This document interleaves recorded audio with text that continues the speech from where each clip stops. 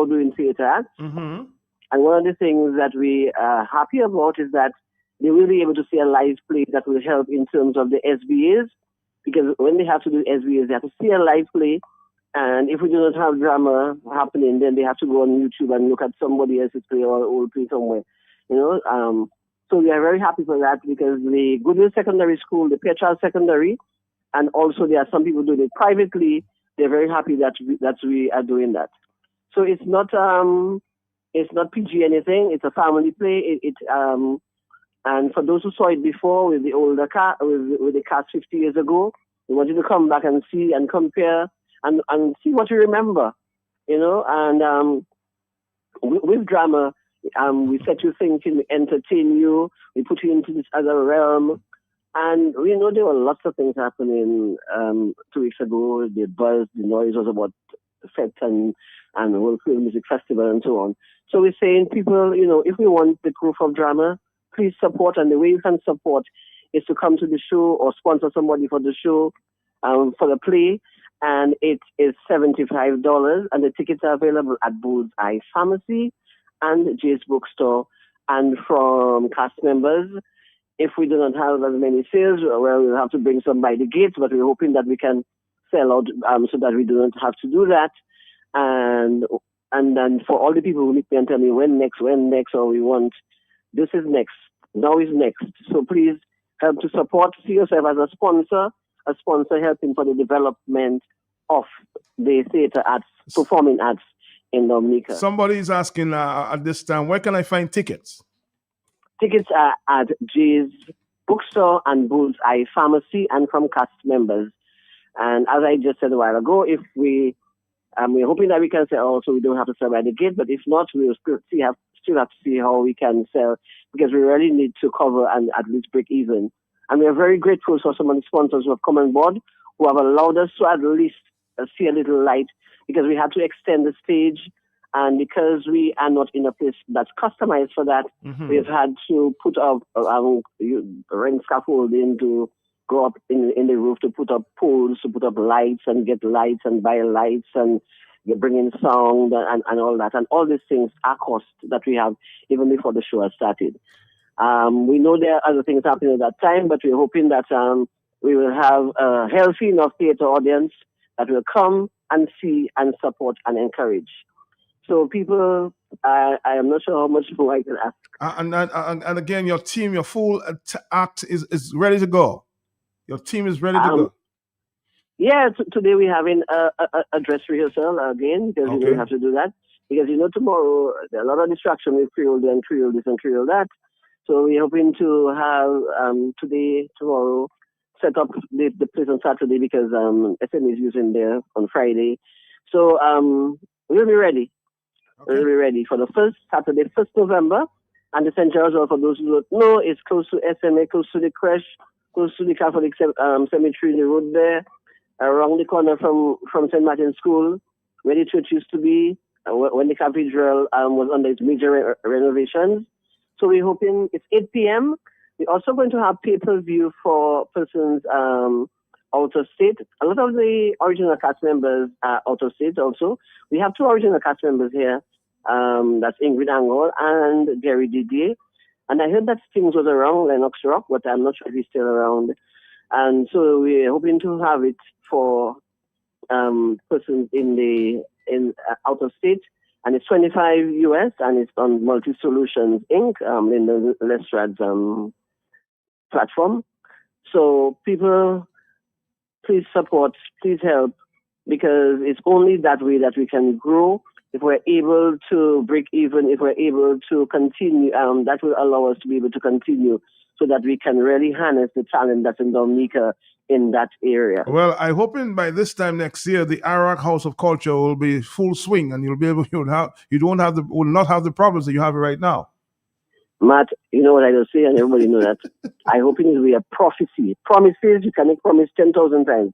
Prophecy will come to pass, but I hope it can be a prophecy. I've been talking about that. I don't stop it because I'm labeled and targeted, but I know I'm doing it for a good cause and for the generations to come, and even for me. So I will continue talking about it because it's a good thing. We had it And based on what we have in other countries, I mean, we have to step up.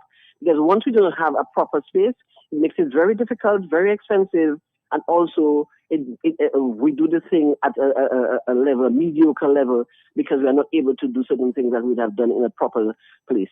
So even if it's not Arawak, some space that has, because I'm not sure if it's the Arawak curse that's affecting things, but because in the play we talk about, Orlin talks about the Arawak curse, I'm not sure if that's happening now, but a place dedicated, a place customized for that will make it more comfortable for the patrons, and also a better space where we can do the thing properly.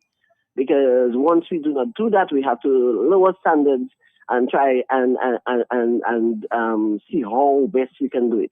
All right. Thank you very much, Gloria. And go support Strict. All right. The big play this weekend, Saturday and Sunday. Thank you very much. We'll see you again sometime. I hope next year we'll have it at the Arawak House of Culture. We're going to come back, Dominic, after this. 95. Thank you. 95. This year we're stricken in the Creole season. We're stricken. What trick is that? Strick, a masterpiece theatrical production written by Alwyn Bully and staged by the People's Action Theatre 50 years ago. Where they having that? At the St. Gerard's Hall. When? On Saturday, November 1st and Sunday, November 2nd at 8 p.m. So where I can get tickets? At Bullseye Pharmacy and Jay's Bookstore and cast members. How much is the ticket? Only $75, man. Only $75, you see. Everybody is VVIP. So you mean 50 years ago they did that? Yes, man, the Golden Jubilee. So come help us celebrate the Golden Jubilee of Alwyn Bully's place, Shriek. Come and support theatre. And I hope plenty people going to join me in that too, eh? Yeah, man, and together we're stricken, we're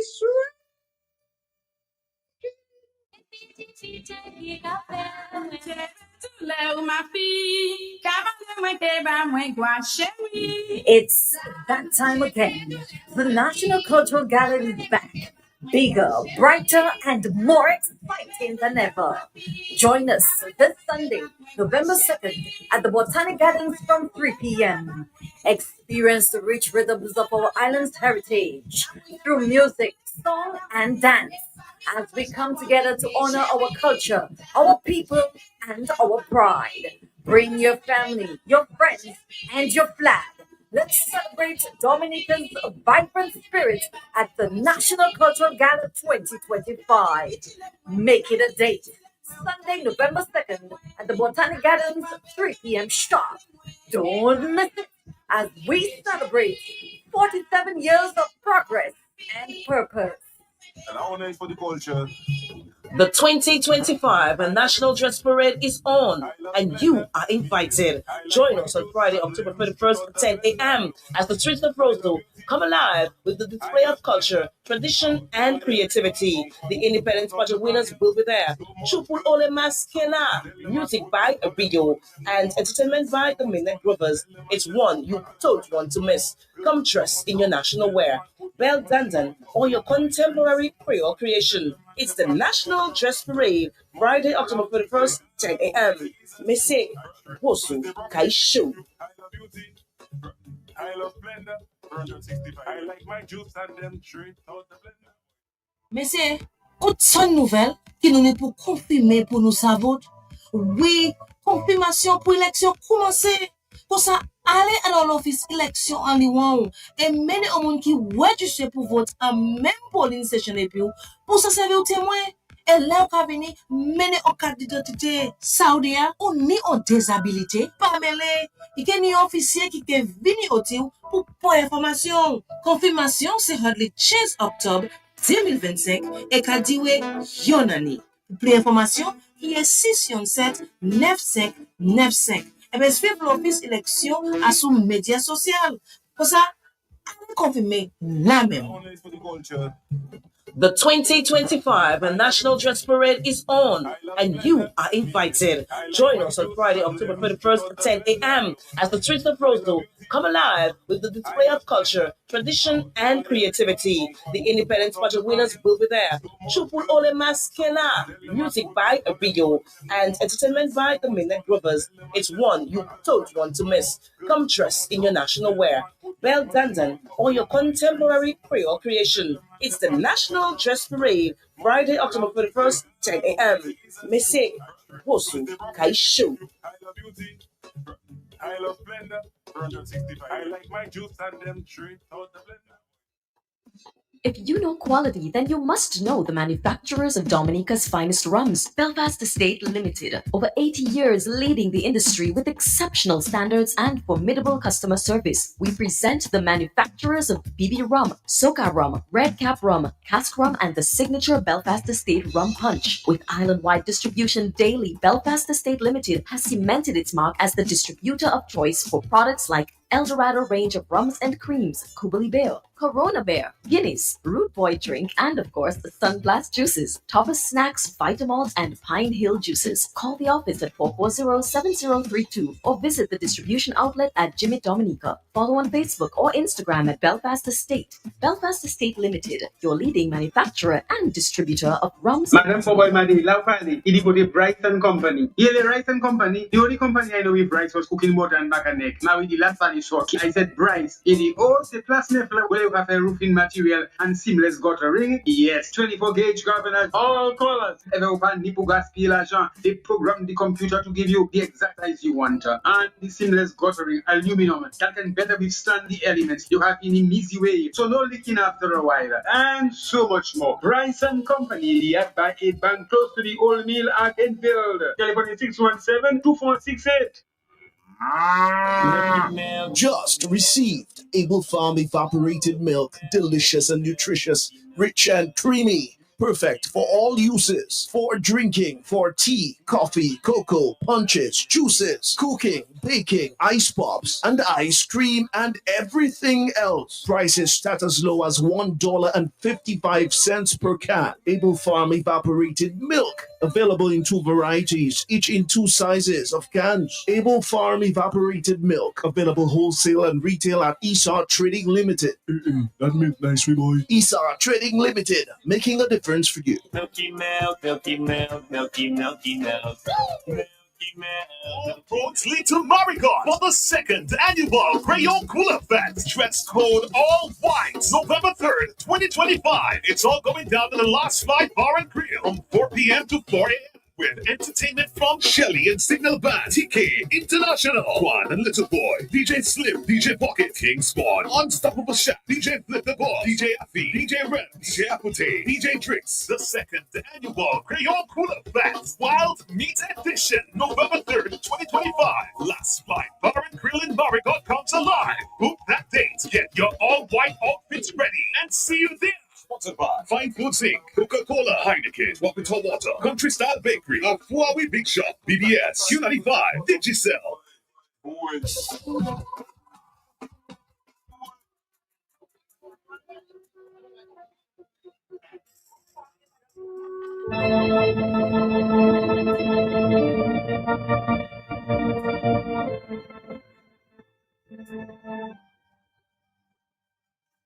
right, Dominica. The next 2 hours, I'll present a repeat of the Global View on Q, a special edition of the Talk on the Block this afternoon there.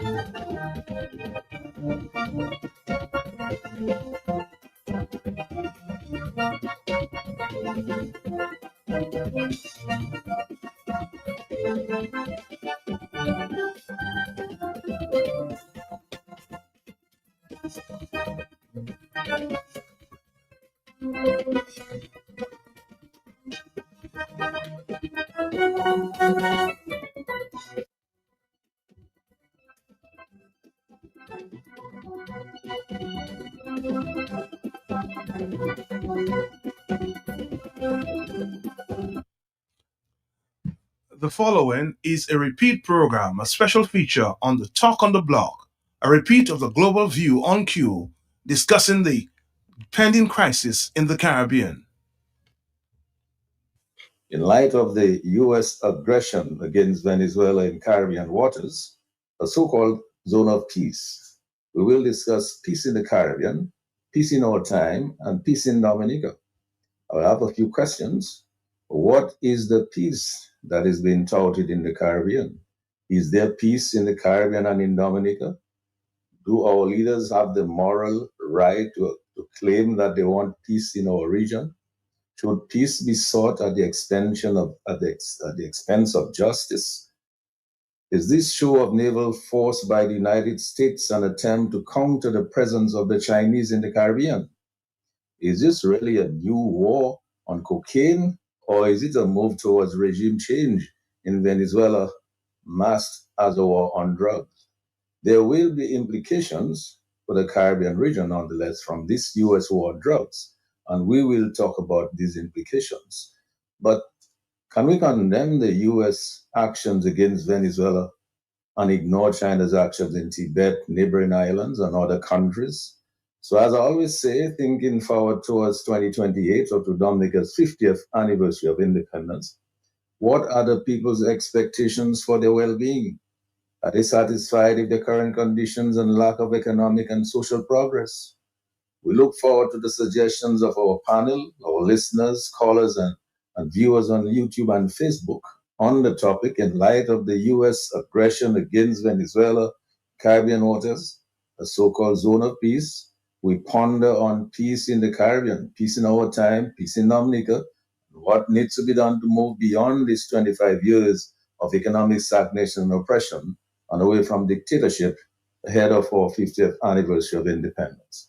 Justice Dr. Irving Andre, UWP Team Dominica leader Dr. Thompson Fontaine, former Dominica UN Ambassador Crispin Gregoire, and a little bit later, Attorney Gabriel Christian, they will all share their ideas on the topic ahead of our 50th anniversary of independence. So as usual, we invite you, our Q family and friends of Dominica, to help us give our usual huge shout out and big thank you to our farmers, healthcare providers, frontline workers, police and fire officers, teachers, doctors, nurses, and public and private sector patriots and friends of Dominica at home and abroad. And as I always say, we welcome each and every Dominican and friend of Dominica to the Global View on Cue. We embrace you wherever you are, in every nook and cranny, in every village, in every community at home, in Dominica, in the region, and globally. Thanks to Sherwin for keeping us on the air. Thanks to Lambie on the console, directing the traffic as usual. We will take your calls. As you know, the people's voice is always a priority on Q, and also on the Global View on Q. So call us anytime during the show, and Lambie will signal us when you call.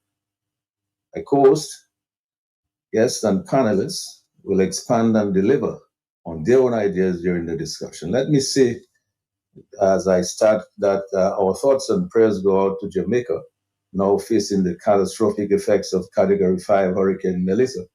I wish them as safe a passage as possible in the circumstances, and let's hope for as speedy a recovery as possible with the support and assistance of the World Community of Nations and institutions. So I go now to Justice Dr. Irving Andre for his opening comments on the topic in light of the U.S. aggression against Venezuela in the Caribbean waters, a so-called zone of peace. We discussed peace in the Caribbean, peace in our time, peace in Dominica, what needs to be done to move beyond this 25 years of economic stagnation and oppression and away from dictatorship ahead of our 50th anniversary of independence. So Dr. Andre, let's get the ball rolling. Let me say good evening to your listeners. Let me say thank you for inviting me to be part of this panel. Let me recognize the presence of Ambassador Gregoire, Dr. Thompson Fontaine, Lambie, Gabriel Christian, who will make his appearance, showing, and all your loyal listeners who are tuned in to this program. Hopefully, I'll be able to add something to the dialogue. I should indicate that much has been said. But though much has been said, all has not been said. The fact of the matter is, when we speak about peace within our times, or peace in the region, we must ask ourselves fundamental questions. Peace for whom? Where is that peace supposed to be hidden? Under what rock? In what cave is that peace within our region hidden? And in speaking about this, the Ambassador Gregoire, in a number of different presentations on Matt's program, has given the context in which this U.S. action is being taken. He's talked about the history of U.S. aggression and intervention in Latin America and in the Caribbean. He's talked about the fight, the global fight for oil resources. He's talked about the battle for supremacy being waged by Russia, China, and the United States. He's also talked about what's happening in Venezuela. The fact of the matter is, what right do we have to feel sorry for Maduro? Is this the Maduro who openly stole the last elections? Is this the Maduro who's persecuting his opponents? Is this the Maduro who is applying to the Supreme Court of Venezuela, stacked with his cronies, to take away the citizenship of Venezuelans born in their own country? Is this the Maduro who has set a patent for discriminating against anyone who opposes his government? Is this the Maduro who has disappeared descendants in his own country? So if in fact this is the same Maduro, I can tell you, we should shed no tears for him. Is this the same Maduro who is plotting to invade a country called Guyana? Why? Again, to grab a bigger pile of the oil reserves of that country. So make no mistake about it. In my respectful view, he is not worth fighting about. Not an inch, respectfully. Because what's happening, what he is doing, unfortunately, is setting a pattern for other would-be dictators within the region to follow his example. Obviously, the U.S. does not come into this fight with clean hands.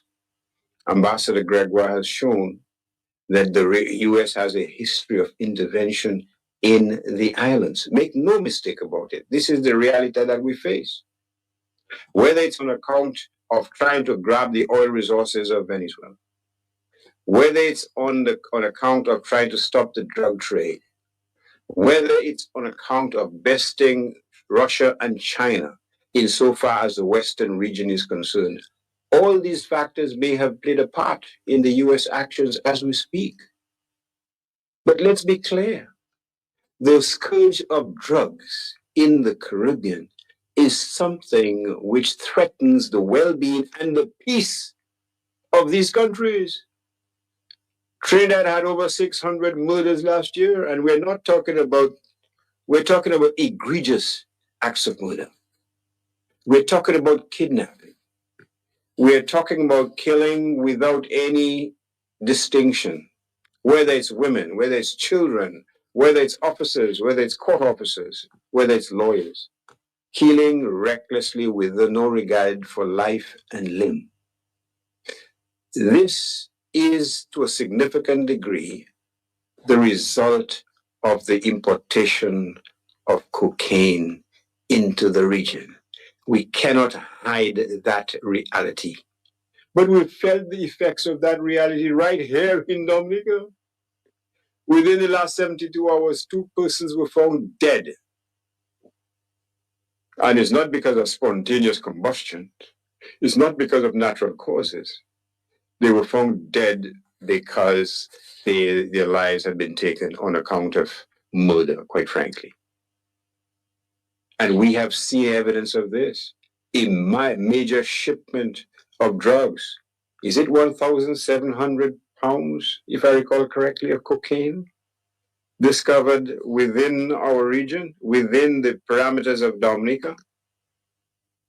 What about the type of killings that we've seen in various communities, most attributable to the pernicious effects of cocaine importation? So when we talk about peace within the region, so are we not to talk about these things? Are we not to talk about the effects of drugs, of cartels, of drug rings wreaking havoc on the body politic in Dominica and elsewhere? But when we speak about peace, what about the whole political dimension of that topic? These Caribbean leaders, they are recklessly and willfully blind to what's happening in their neighboring islands, and they're blind deliberately so. Because they have an attitude which can be summarized. You know the 3 monkeys? I don't see, I don't hear, and I don't talk. They turn a blind eye to what's happening in Dominica. They turn a blind eye to the persecution of persons opposed to the government.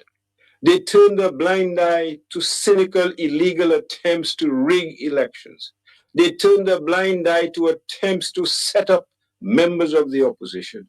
They turned a blind eye to police brutality when people are exercising their right to peaceful demonstration, as occurred on March 19th, 2025.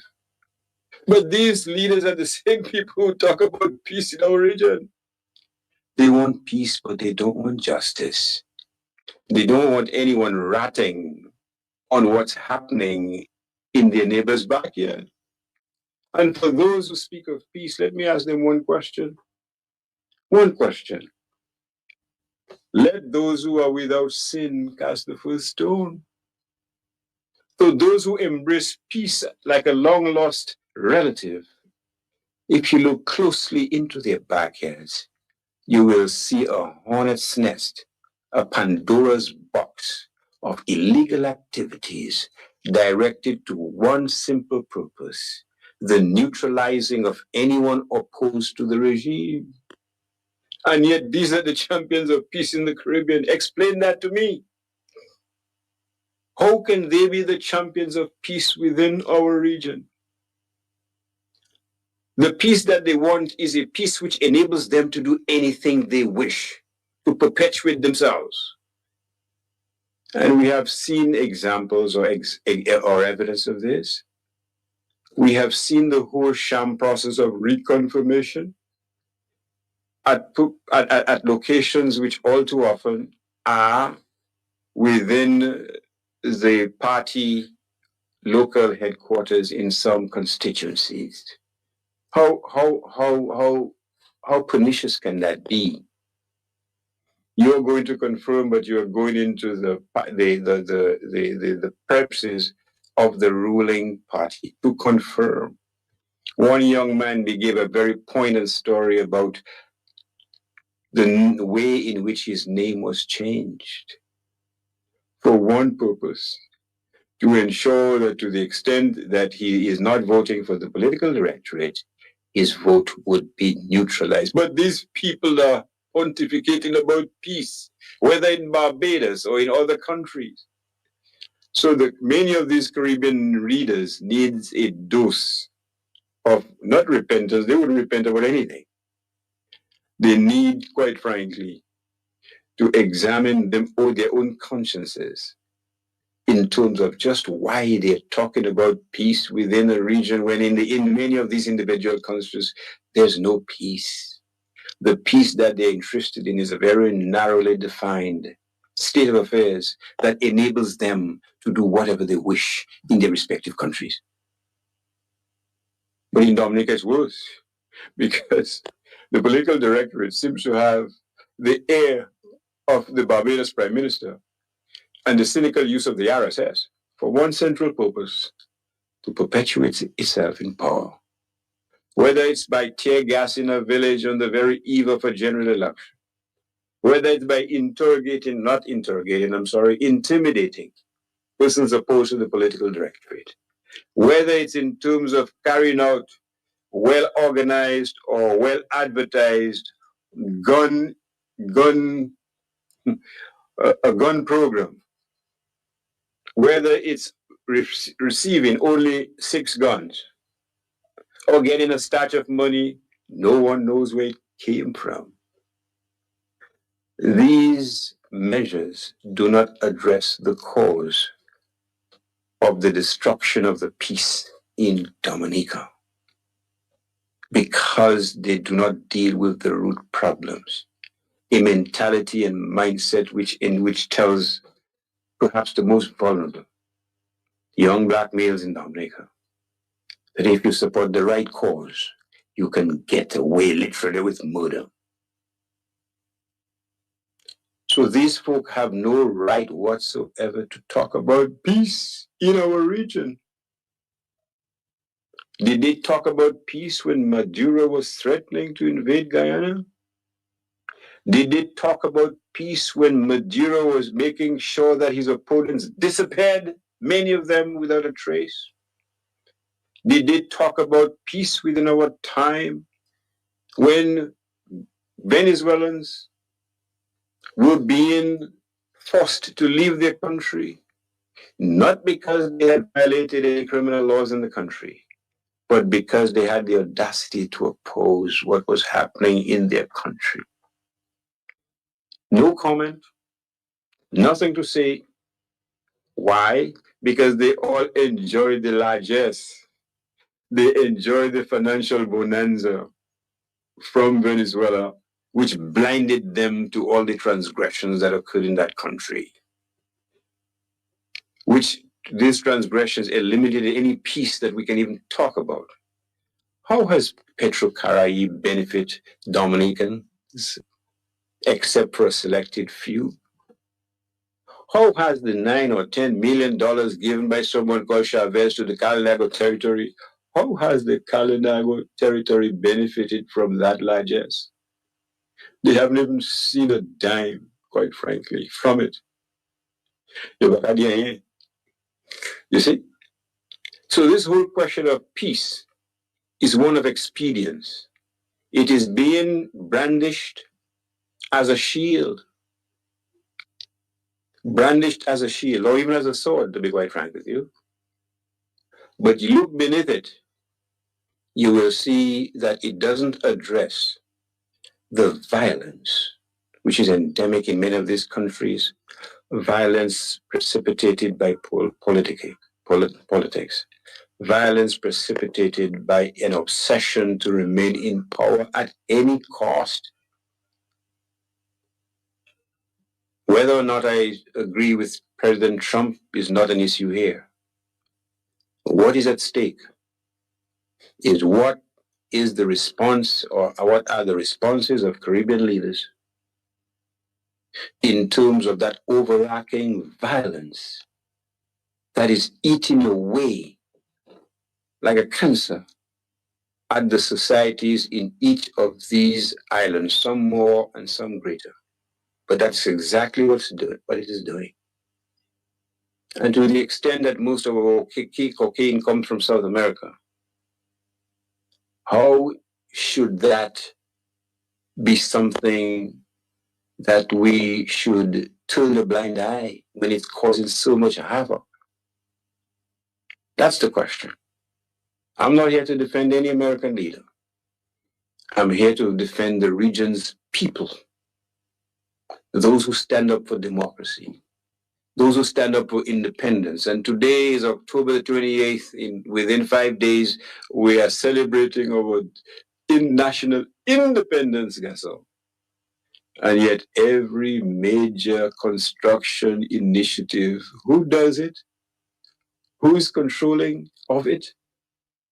Foreign persons.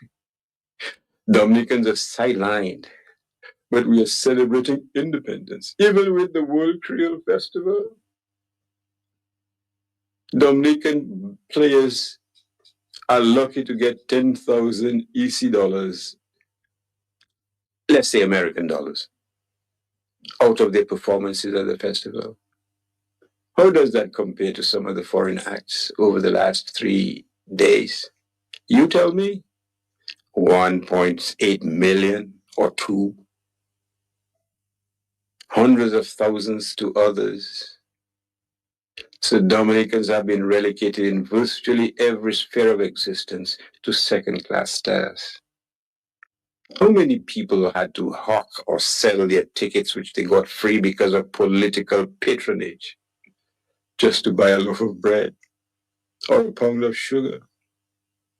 What about those who work day in, day out? You have bakers, for example, in that before that hot oven, wood-fired oven, sweat dropping from their foreheads, earning a basic living with no assistance whatsoever. And the wealth of the country has been frittered away. That is violence against Dominicans. But nobody wants to talk about those things. C'est Venezuela no. C'est Venezuela no palicot. Trump, Gasol. Trump is not the issue. Trump is not the problem. The problem lies within us. The leadership that we tolerate. The leadership that is castrating the development of the island. And many of us do nothing, we see nothing because we get a little stipend, we get a little handout here or there. That is the violence that we should be concerned about. Don't talk about peace in our region when you have no respect for peace whatsoever. We need a moral shakedown. A reminder that, quite frankly, it's the welfare and well-being of the people, whether it's Dominicans or St. Lucians or Trinidadians or others, that should be our primary focus. Because these are the folks who are affected or afflicted by the malady of violence within their respective territories. And yet we do not seem to be concerned about that. We're concerned about other things. Let the Caribbean region be a zone of peace, but peace for whom?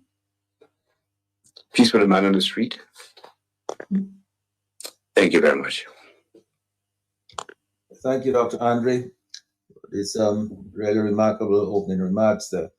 Crispin, as I go to you, I believe in order to contextualize this American aggression in the Caribbean Sea against Venezuela, I imagine you can see what Trump is doing, the President of the United States doing. I imagine that in order to really contextualize this, we'd have to go back to Trump's first term in office. So maybe could you bring us up to speed on put up all this into context for us and to bring us up to where we are today and what it is that we're likely to be facing in the region, well, in the not too distant future. Yes. Well, good evening, Mr. G, and thank you for inviting me as a panelist tonight on this Global View program, which is quite a dynamic topic and evolving as we speak. Let me recognize your co-host, Dr. Irvin Andre, and my fellow panelists, Dr. Thompson Fontaine and Gabriel Christian when he joins us. And of course, I salute Sherwin Norris, the engineer, and Lambi at the console.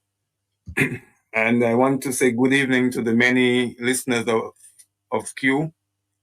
I just want to use the opportunity to call out a frequent listener of Global View on Matt in the Morning. Her name is Miss Helen Richards of Buetica. She just recently celebrated her 95th birthday in New Jersey, and I was pleased to be in attendance, and I know she's listening tonight. So. Well, congratulations to her on the 95th anniversary. Indeed. Yes. Very well. Mr. G, I you know, it's a dynamic process that's on the way, and every hour that passes, new things are happening. I just wanted to give, before I go into sort of the context that you want me to lay out, I wanted to just tell the listening public of the latest development in the last 2 days. One, that Venezuela has suspended a gas deal with Trinidad and Tobago after the U.S. warship USS Gravely docked in Port of Spain on Sunday. And today the National Assembly in Venezuela declared the Trinidad and Tobago Prime Minister persona non grata, meaning that she can't travel to Venezuela anytime soon. And Trinidad is considering mass deportations of Venezuelans who are undocumented in Trinidad. And that there's a memo of the foreign ministry that was circulated today. Of course, we've had a total of 13 strikes on small boats, resulting in 57 deaths, strikes by the US Navy, which, interestingly, the Republican Senator Rand Paul has described as summary executions. And that's an issue that will be in the discourse for a while. US President Trump has authorized CIA covert operations in Venezuela, including lethal operations. That means people can be killed, and the president has said just that, people will be killed.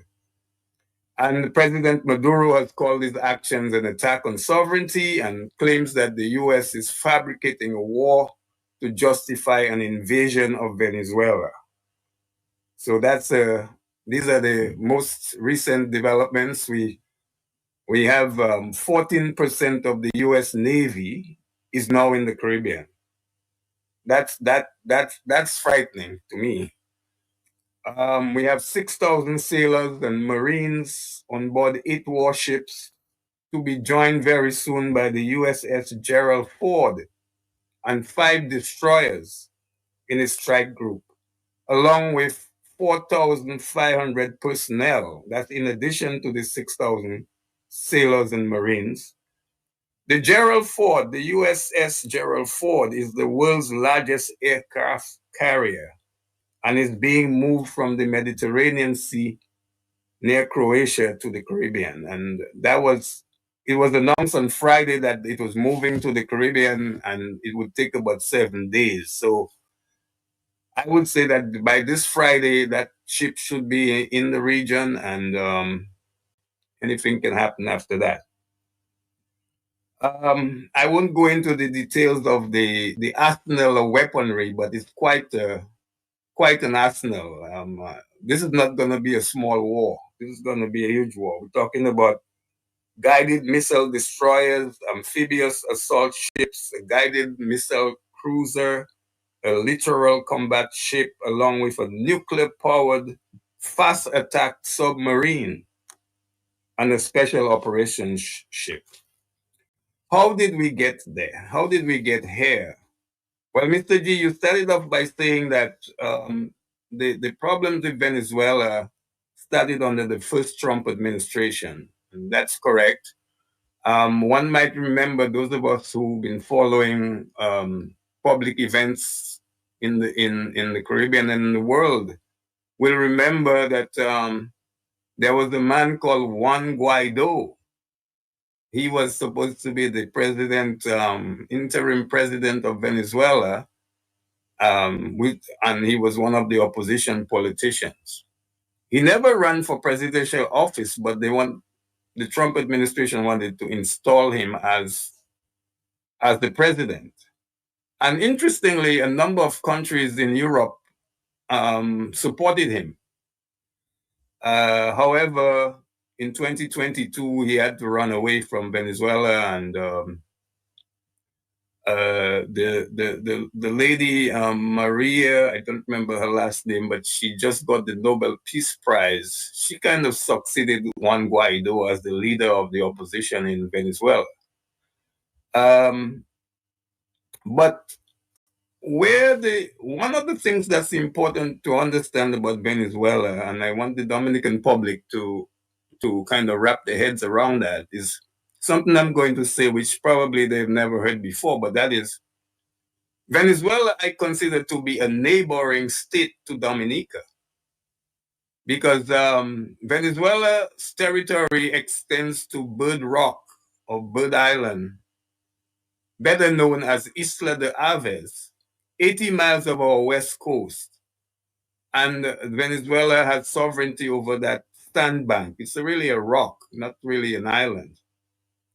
And so I say that when we think of Venezuela as Dominicans, we have to think of Venezuela as a neighboring country. We are probably closer to Venezuela than even Trinidad. So Venezuela is a neighbor to Dominica. Second thing I want to lay to rest, when many people think that Bird Island belongs to Dominica. Well, not quite so, because the major powers in the region, I'm talking about the United States, the Netherlands, and France, they have recognized Venezuelan sovereignty over Bird Island since before we were independent. So what gives us some stake there is, after the Law of the Sea Convention was passed in about 1976, the new regime of law in international law now created what's called exclusive economic zones. And under our exclusive economic zone on our west coast, Bird Island is in that 200-mile economic zone. So I just wanted to say that, and how that links with, how does Venezuela link with Dominica? The second thing is that's important to mention is that Venezuela was the first country that recognized Dominica diplomatically after we got independence in 1978. And they have also assisted us over the years. It's not just under the Chavez government that we received support from Venezuela. We did receive support from them during Ms. Charles's government. And those of us who remember the housing scheme up by the prisons was funded by the Venezuelans back then in the 80s. Now, Venezuela, why this conflict today? Why are we in this boat? For several reasons, but I think that the most important thing to underscore is that Venezuela possesses the largest proven oil reserves in the world, surpassing Saudi Arabia. And since the middle of the 20th century, the US has viewed Venezuela as a very, very, very important prize, a country that they need to control. And it's largely driven by the oil, the thirst for oil in the United States. So that they viewed control of Venezuela not only in terms of just profits for the US energy corporations, but also for them to leverage global balance of power. if you have access to that oil in Venezuela, then your worries about the supply of oil to United States is not a big one. Now, the United States, they touted them. I remember in that first Trump administration, he had this notion, and he touted it a lot: drill, baby, drill. And no concern for the impact of oil on the global warming. He doesn't. He thinks that's a hoax, and so he really believes in oil. He's not very embracing of renewable energy, and so during the time that he was president, they were talking about how America is awash with oil. But what happened there was that oil they were talking about is what we call shale oil. That's the little bit of oil left in the rocks of where oil used to be. They have sucked that all up. So they really have to start importing. And that's why he's very focused on a pipeline from Canada that would bring crude oil into the US. But they're looking very closely at the Venezuelan oil. Now, what happened at the end of that last century that I mentioned? We're talking about that century ended in 1999. Well, Hugo Chavez emerged as an elected leader of Venezuela, and one of the things that he said very early, that Venezuelan oil wealth must serve Venezuelan first. That's very important. That Venezuelan oil wealth, the oil wealth, must first serve the Venezuelan people. And he moved to do that. And he nationalized the oil industry. Now, let me say that it wasn't him to be the first one to nationalize the oil industry in Venezuela. That process was started by the president who was there in the 1980s, Carlos Andres Perez. He started to nationalize the oil industry, to do just what Chavez was talking about, that the wealth of the Venezuelan people must stay in Venezuelan hands. Well, Chavez was elected, and that was a nightmare for Washington, because he was very focused now on redistribution of wealth in Venezuela. The oil income that was from the profits of PDVSA, the oil company of Venezuela, would now, they would make the decisions about that, not corporations making those decisions anymore. And he continued vigorously the nationalization, completed it, and the Venezuelans came to control the oil industry. And then he started putting significant investments in education, in healthcare, in food subsidies, and housing initiatives. So for the first time in half a century, the oil wealth was funding improvements in ordinary people's lives. And for the American corporations, they saw that as really a problem for them, because they lost making money in Venezuela, and they're not happy about that. And some of them are the largest donors to President Trump's campaign, and they want their pound of flesh, and their pound of flesh is that oil. We have to take it. So that is one of the things that's driving where we are. The second dimension of all of this is that President Trump in the first term did put serious sanctions on Venezuela, and the Venezuelans found themselves in a very difficult position, that they couldn't get spare parts for the oil industry, and they couldn't buy a lot of technology. And so they turned to the Russians and the Chinese, and that has added another dimension. And I believe all of that weaponry we are seeing has a larger objective. And I don't want to speculate yet, but I think that there are some real concerns. The Russians, they gave Venezuela military support.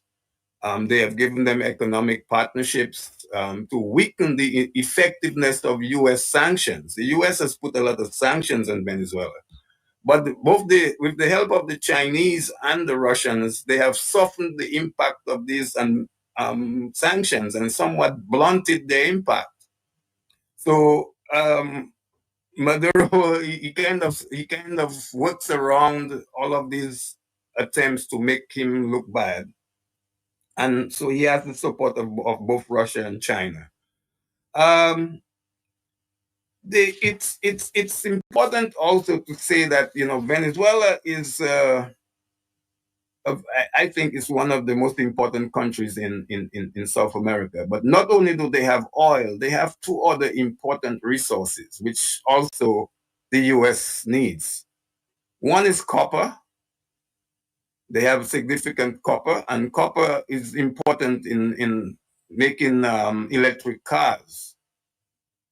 And then they also have large deposits of iron ore, for which, if they were to develop their iron ore, they could become a producer of steel. And when you're a producer of steel, you're a significant country. I think these two other resources are of interest to United States in the scramble now for what's called rare earth. Copper is one of those, and then you have other rare earths like lithium, which you need for making batteries for electric cars and for cell phones, microchips in cell phones. So there are a whole range of things, but we're not talking about rare earths tonight, but that's for another topic, Mr. G. From the way I look at it now is that we are at the point where there is going to be a military intervention in Venezuela, without question. The U.S. would never marshal all of this arsenal weaponry and to have it turn around and go back to the different parts of the world where it has come from. I believe what I see ahead is probably a intervention on land by the U.S. on both sea and land and air.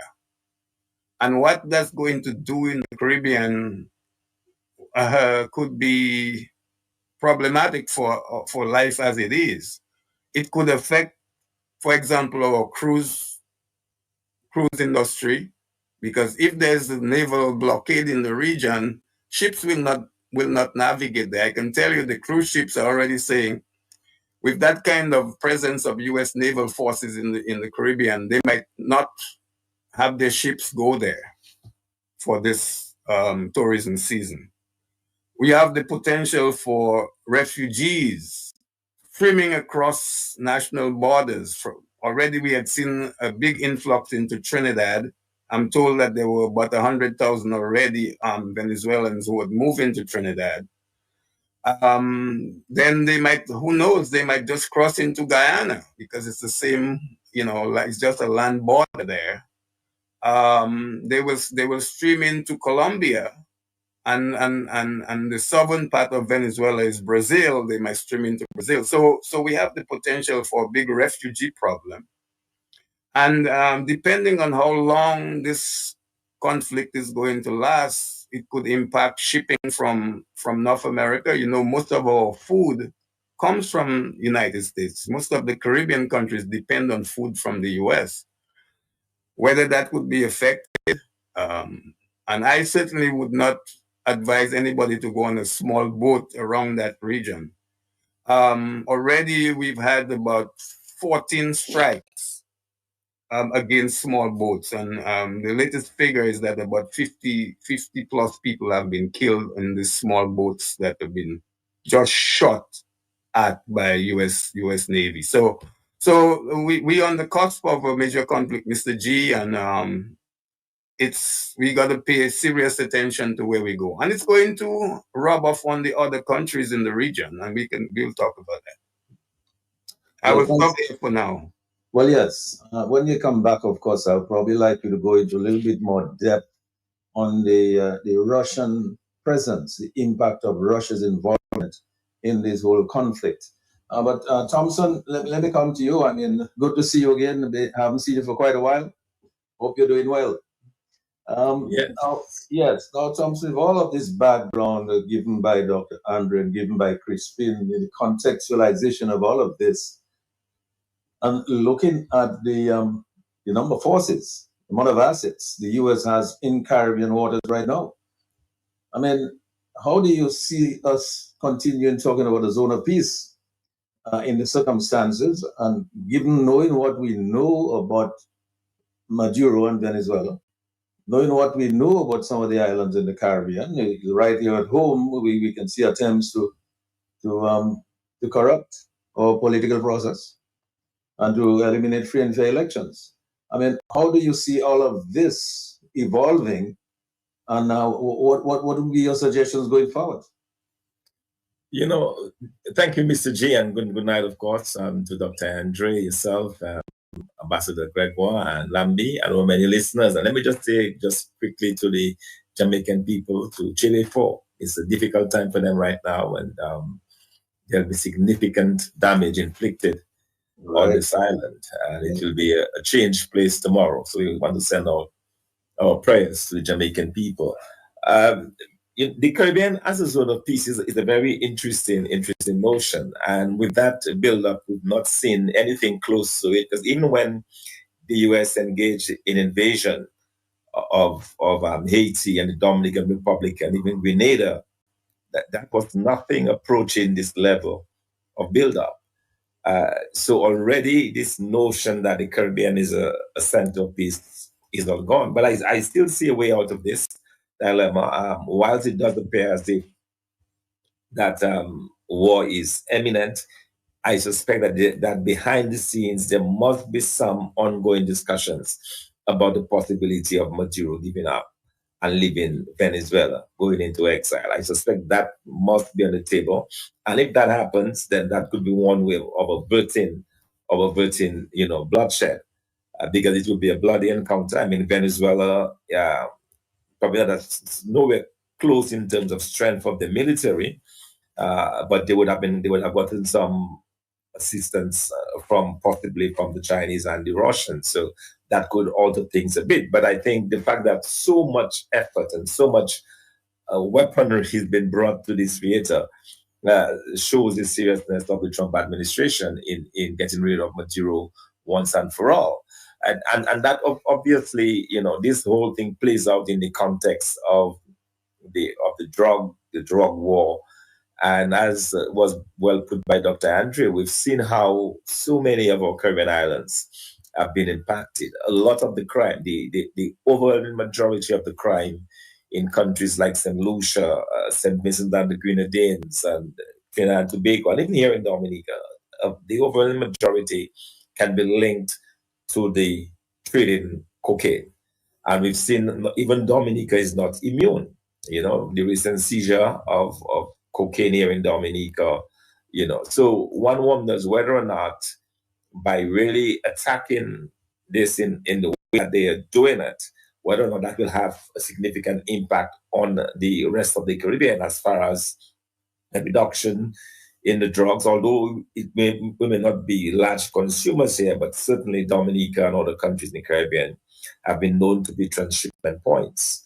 And so the question is whether or not that what we're seeing going on now, this attack on the speedboats by the U.S. military, which I believe is secondary to the real agenda of the U.S., whether that will have any lasting impact on our own situation. So that is something that must be taken into consideration, whether or not we're going to see a difference in our own crime situation, in our own, the whole drug situation that's going on in our countries. So that is something to look out for, but my main concern has been with the response of the Caribbean leaders.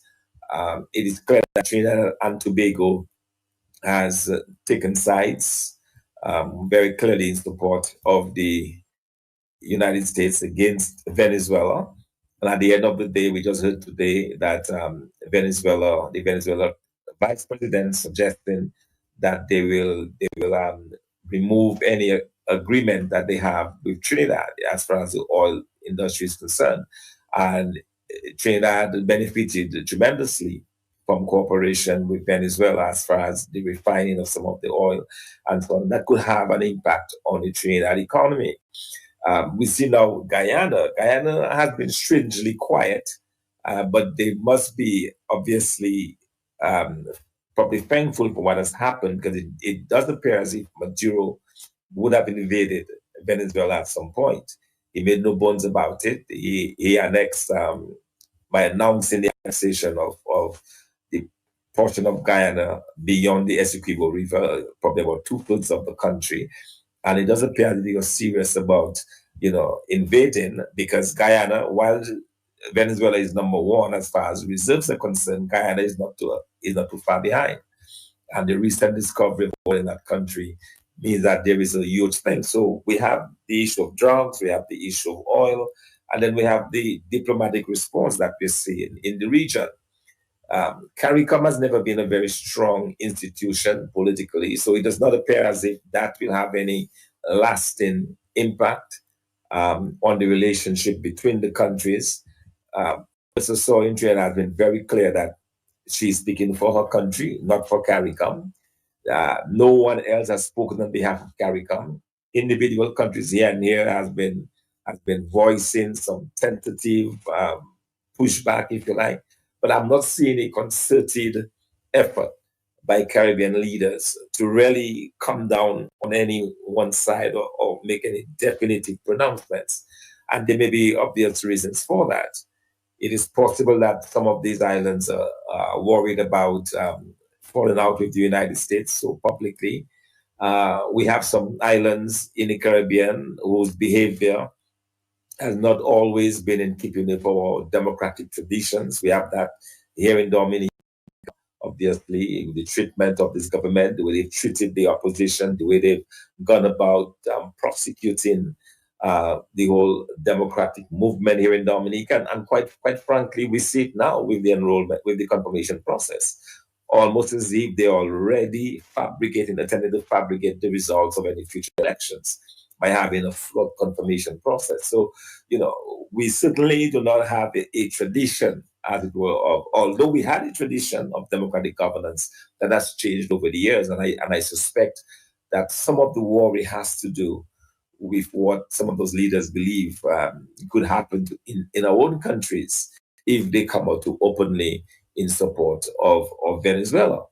On the other hand, Venezuela must be feeling very peeved at these countries because they've gone all out in support of some of the islands through the PetroCaribe arrangement, for example, where Dominica has benefited, but not Dominica, a few in Dominica, as Dr. Andrew rightly said, has benefited tremendously from the PetroCaribe agreement.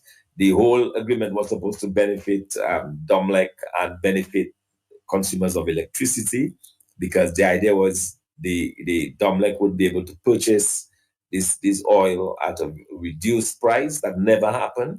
DOMLEC was made to pay the full amount, and the government turned around and ensured that the cost was passed on to the consumer. So it has not been subsidized as it was. We are paying this full amount, and that money, whatever that money is disappearing somewhere. We had a very important case where close to $200 million of PetroCaribe debt was forgiven under very strange circumstances. We are now learning that some of that money allegedly was distributed, because it's not like the debt was there, because we were not really incurring that debt, but it was put on as a debt because these monies, as I said, were being collected. So it does appear as if this money was distributed somewhere.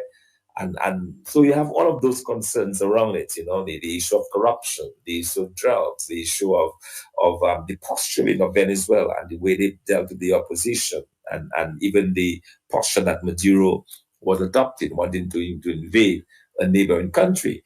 It is also very interesting to know that when Maduro was being extremely boisterous and making those claims against Guyana, it is true that Ralph Gonsalves of St. Vincent and the Grenadines was able to jump in and attempt some trying to pacify matters and so on. But you got the sense that other Caribbean countries did not come out forcefully enough against the attempts of Maduro.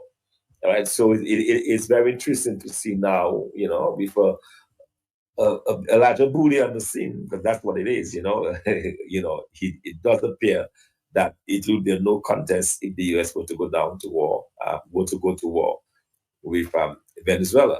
But my hope is that, that this can still be prevented. Obviously, if war breaks out, it will have implications for us here in Dominica. It will have implications for the rest of the region, obviously. And so one would hope that, cooler heads prevail and that at the end of the day, there is a resolution to the crisis, but not through the use of brute force. And that is what we would hope. But, in concluding my opening remarks to this discussion, I would sincerely hope that the government, that the governments of the region really, put the interests of the people first. At the end of the day, you might want to choose sides in this conflict, but ultimately that decision should be guided by what is best for the people of the region, what is best for the people in the islands. And so that is something our leaders, as they make pronouncements, as they plan, as they discuss, that they will ultimately decide at the end of the day, we want to see what is best for the interests of the people of the region and what is best for our people. And based on that, they'll be able to decide or make pronouncements with regard to the current crisis. The other thing I would say in closing is to hope that this crisis is not protracted. It is not good for the region, obviously. When people think of the Caribbean, they think of paradise, they think of sun and sand, they don't conjure up images of bullets flying and so on in the region. And it'd be good to keep that image, and we're hopeful that in all of this, that will be preserved in the Caribbean region. Yes, thanks a lot, Dr. Fontaine, for that. And Dr. Andre, I'm going to come to you in a minute, but I want to go to Lambie first to give out the numbers so our listeners and viewers can call in and have their say what we're doing. But when we come back on the other side of that break, I really want to ask you to comment on the fact that all these islands, maybe their mouths are shut because they're all involved in ALBA. And remember that Dominica was the first island, I think, to join ALBA. I think Dominica persuaded many of these other islands to fall in line and to join ALBA. So we can explore that as well. But certainly any outbreak of war in the Caribbean would create some serious setbacks for the economy of the islands in the Caribbean. So Lambie, give out the numbers and let's see if the listeners want to have their say in what we're doing tonight. The Global View and Q. The numbers for calling in are as follow: 449-3095, 449-3096, 449-3097, 616-4257. Those are all local numbers. The overseas or international number is 305-432-9624. Let me run those one more time. 449-3095, 449-3096, 449-3097, 616-4257, and 305-432-9624. Back to you, Mr. G. Okay, so let me just before I go to Dr. Andre, let me just welcome all these people who are with us who joined with us on Facebook and on YouTube. Thank you so much for joining with us tonight. We can see your comments there that you're making on Facebook. Dr. Andre, as we said, as Crispin and Dr. Fontaine so eloquently put this, I mean, war is a terrible thing. I mean, we've seen the devastation in Gaza, we've seen the devastation in Ukraine, we've seen what happened in Grenada long ago, and we've seen what has happened in Cuba and in some of the other islands around. Let's face it, war is no good for this region. And it seems as if the U.S. is bent on getting into something with Venezuela. Your thoughts? You're absolutely correct. But there are different types of wars. There are also wars or war on drugs. There's also the effects, the cumulative effects of drugs on small island economies. The devastation the ruin of many, the lives of many, not just young people, the whole health implications of untrammeled use of the white substance which is not indigenous to the Caribbean. That is causing a slow, lingering death to many of the communities and societies in the Caribbean. So should we not be concerned about that type of war also? Should we not be concerned about the slow destruction of our communities on account of the use of this pernicious drug? Here's what responsible governments in the region should say or should have said at one point or the other. Irrespective of ALBA, express genuine concerns about this influx, this infestation of cocaine on these small islands, the cost on the lives of the economy, of the people, the loss in productive hours, the cost of health care, for example, the cost in terms of the social fabric, with young people fighting with others, shooting them indiscriminately, for the least minimal, most minimal of slights. What about that type of war that is destroying our country? Have you heard one member of this ALBA, whatever you want to call it, express concerns that the sending countries should do more to stop that war? The war which is eating at the heart of these small Caribbean islands.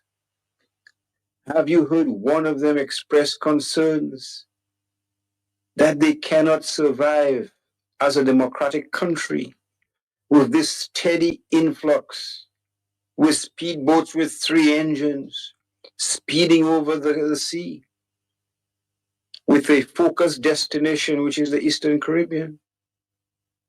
Have you heard one Eastern Caribbean country voice publicly that concern? Or have they hidden behind the veil of so-called friendship? They were friends.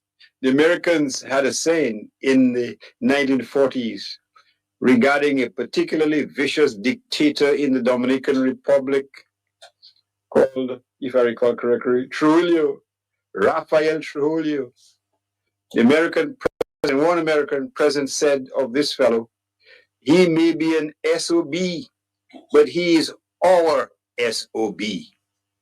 So are the Caribbean countries willfully blind because they believe that Maduro may be an SOB, but he is their SOB? Therein lies the hypocrisy. Therein lies the problem. They are not taking a stand on principle or on morality. They are taking a stand on self-interest. They are taking a stand on expediency. And who is suffering? Those who cannot afford to send their children abroad for medical attention. Those who cannot afford to send their children to school on their own dime. Those who have to depend on the political directorate for food on the table. So it's again the poor people who are feeling the brunt of that war. The war which Caribbean countries are blind to. Can we take a call? Lambi, go ahead. Good evening, caller. Please go ahead. Oh, we lost that call? All right. We lost the call, Lambi? Let me go close. I don't know what they're saying on the screen. Caller, please go ahead. You're there. I know you're there. Sure. We're listening. Okay. The caller is not listening to us. All right. Dr. Andre, just go ahead. Maybe the caller will call back. Yes. So my point is simply this. The Caribbean countries should take a principled stand in terms of what is happening in the Eastern Caribbean. Yes, they are right to express concerns regarding the effect of the militarization of the Caribbean and open-blown warfare. But they should not stop there. They should not make pious proclamations about the Caribbean being a zone of peace. Why don't you go tell the Salisbury people, you are in a zone of peace? Huh? Why don't you tell the March 19th, 2025 persons who were arrested, some of them who were brutalized, who were charged under a piece of legislation whose genesis can be found way back in 1715? Why has there not been any pious proclamation about these acts, which are the very antithesis of peace in our region? Why should we be selective about talking about peace? These Caribbean leaders, quite frankly, these ostriches, to be quite frank with you, you know what the local folk would say? You know the old saying, that it is not the person who stole the egg who is the bad person necessarily, but it is the person who said, Mila, there it is. When someone is beaten up on the street, it's not just the person who did the beating who is responsible, but the person who shouted, Mila.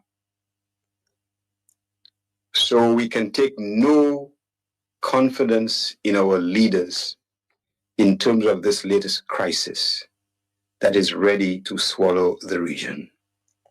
In fact, in my respectful view, to a significant degree, they are very complicit in this difficulty, because they have, although their societies have been plagued by the whole phenomenon of drug and drug abuse, and the fact that we all know where the drugs are coming from, they have done nothing because they get some money from Venezuela. And there's nothing like money to make your mouth shut. That is part of the problem that we face in the Caribbean. Yeah, thank you, Dr. Andrew. You want to take a call? Yes, caller, are you still there?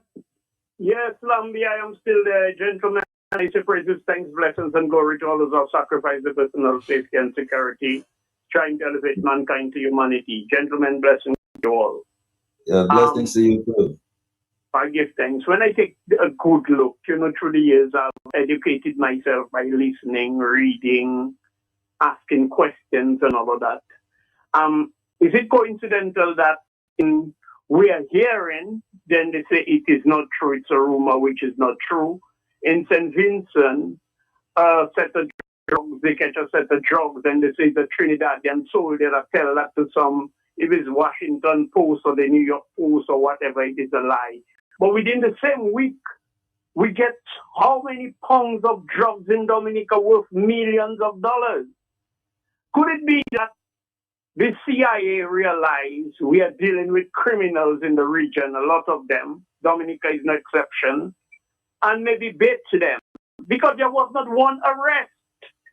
They just found the drugs magically, and that's why I was telling Matt, why not they inviting or requesting for the U.S. to come in and take that drugs, because the drugs will be redistributed. I wonder how much of it that remains. I wonder how much of it that remains, and the hypocritical factors into the equation of unity, Koshoni. You have former Caribbean leaders consolidating the effort to talk about a zone of peace when they have the RSS coming and shoot Dominicans, tear gas them. Even the own Manikou gang and Abolo gang we have in Dominica, when Black Montskerrit unleash them on the people of Dominica, they have a thing say they does not interfere in each other's politics. It's a sovereign affair or sovereign state, and all that level of hypocrisy. How magically they're hearing now and they're seeing. When Venezuela was threatening Guyana, there was not a pin drop, and all of a sudden, we are talking pertaining to America wanting to invade, or whether it is under some false pretext, Venezuela. But where is the unity prior to America threatening to intervene? Where is the unity? So in conclusion, I'm saying even Castro, all these leaders, some leaders that are doing well diplomatically on the world stage. The news might cover some of them. But secretly, they're robbing the country blind. Castro was not a saint. You know, scary yourself is close to the devil. Maduro and Chavez and all of them. You will find you go in this country, people dirt poor, but they will take millions to buy friends and all of that. So I can't say too much about America, but I have a lot to. I know America. Why should you want to talk about the devil? You have to talk about the people pretending to be angels or saints and say they're almost in parallel with the devil. So it is hard to see where we are at. And I know you have Dr. Fountain in there. Dr. Fountain, desperate times call for desperate measures. And we allow the Independent and the Creole Festival, where you had a lot of maybe regional and international media people, and we did not do nothing. We did not do nothing to sound the alarm because their backs are against the wall. Now is the time to take the fight to them. Thank you, gentlemen. Yes, thank you for that. Before I go to Christian, I want to ask Dr. Andre to respond to this caller's remarks, and maybe Dr. Fontaine, if you're still with us, maybe you might also want to invite this. Dr. Andre, your response to this remarks? Well, I substantially agree with what Blessings is saying, to be quite frank with you. We cannot adopt, in my respectful view, a one-sided perspective when it comes to this most latest of threats in terms of the prospect of imminent invasion. But quite frankly, as I said, you know, this is not professional wrestling. One side is not good and the other side is bad. What we've had over the years is a reluctance by many Caribbean readers to speak candidly about what is happening in Venezuela. It's not America that is destabilizing the region. It is the Venezuelans themselves. It is the oppression of a Maduro. We should not shy away from saying this. We should not hide behind any type of rhetoric and talk about American imperialism and so on and so on. That is an issue, but it is what has justified or caused the Americans to take the actions that they're taking. I agree with Crispin that it may all be pretextual, but we cannot ignore the fact that our societies are being ruined by the scourge of cocaine invasion, not importation, by invasion. And what is making it even worse is that in many of these islands, you have selective enforcement of the law. I would like anybody to challenge me on this, you know. Selective enforcement of the law. It is not every cocaine distributor or dealer who is arrested. You know better than I, that's not the case in Dominica. It's selective enforcement. So that we have one scourge destroying our country. And we have the compounding of that problem by selective enforcement. And who do you think is the biggest person or the biggest entity affected by that state of affairs? It's typically the expendable citizen, the one for which there is no cry of indignation, because there is unfortunately an incestuous link between poverty and criminality. And therein lies the problem. Some people are viewed as expendable. There will not be a hue and cry if they are arrested and thrown into custody, if their rights are not fully protected, and so on and so forth.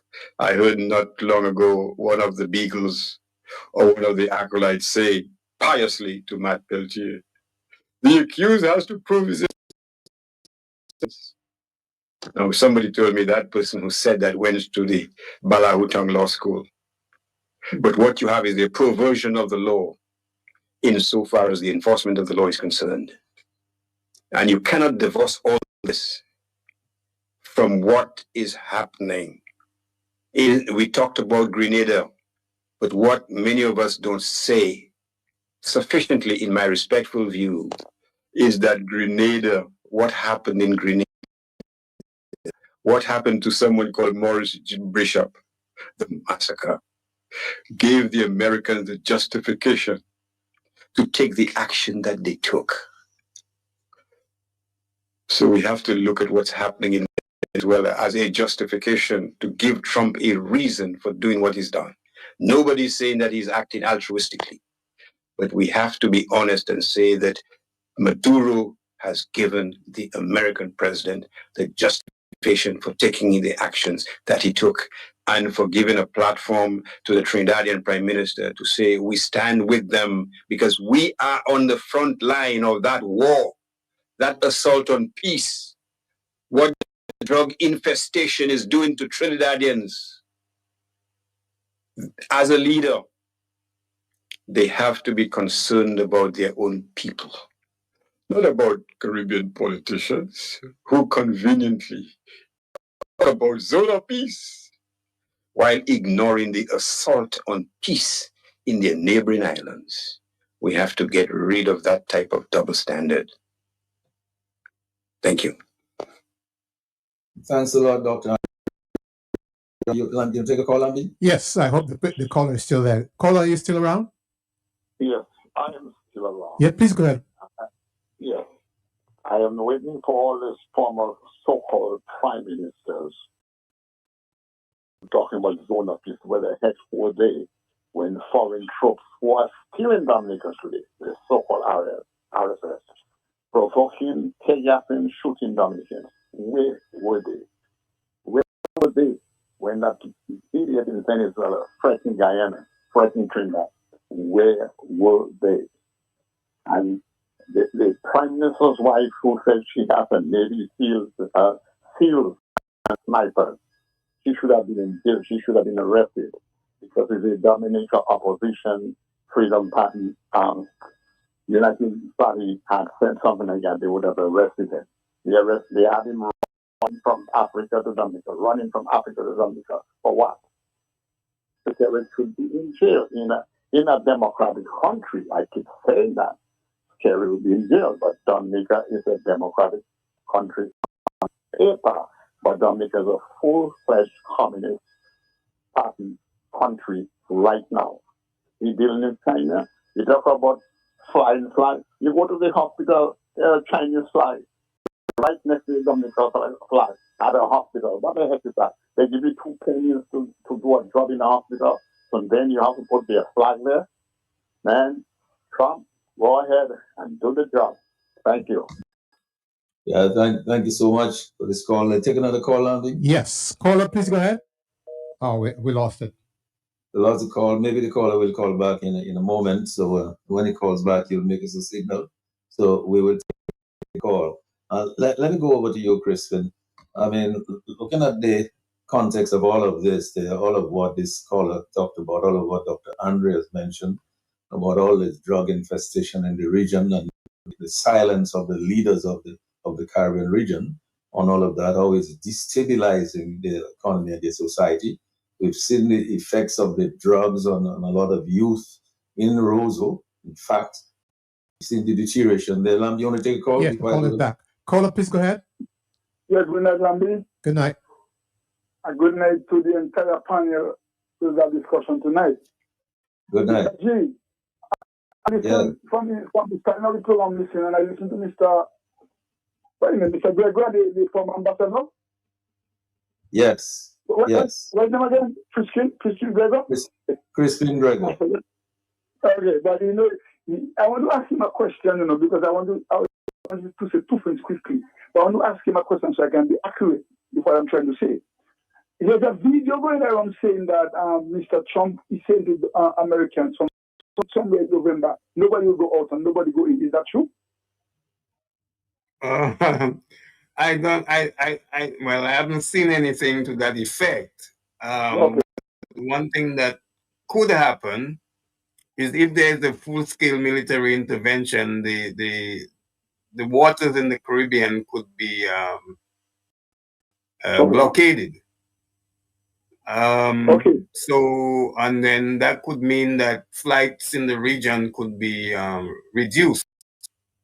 The airspace Okay. might be closed, you know. So, but the Pentagon has not yet said that. Well, thank you. I asked this question because there's something on my mind. I said, if that is true, I would have said to you tonight that I have an idea when that war is going to stop. But since I'm not sure about it, I'm going to leave it to rest. But I have a request to make on the program to Mr. Donald Trump.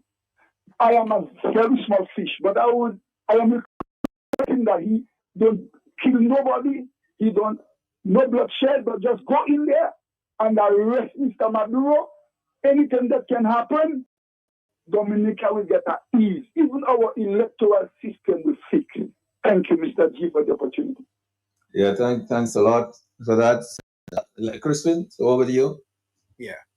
Well, Mr. G, you had said when towards the end of my first round of presentation, you had asked me about the Russian presence in Venezuela, and I want to address that because the Russian and the Chinese and the presence. Chinese, right?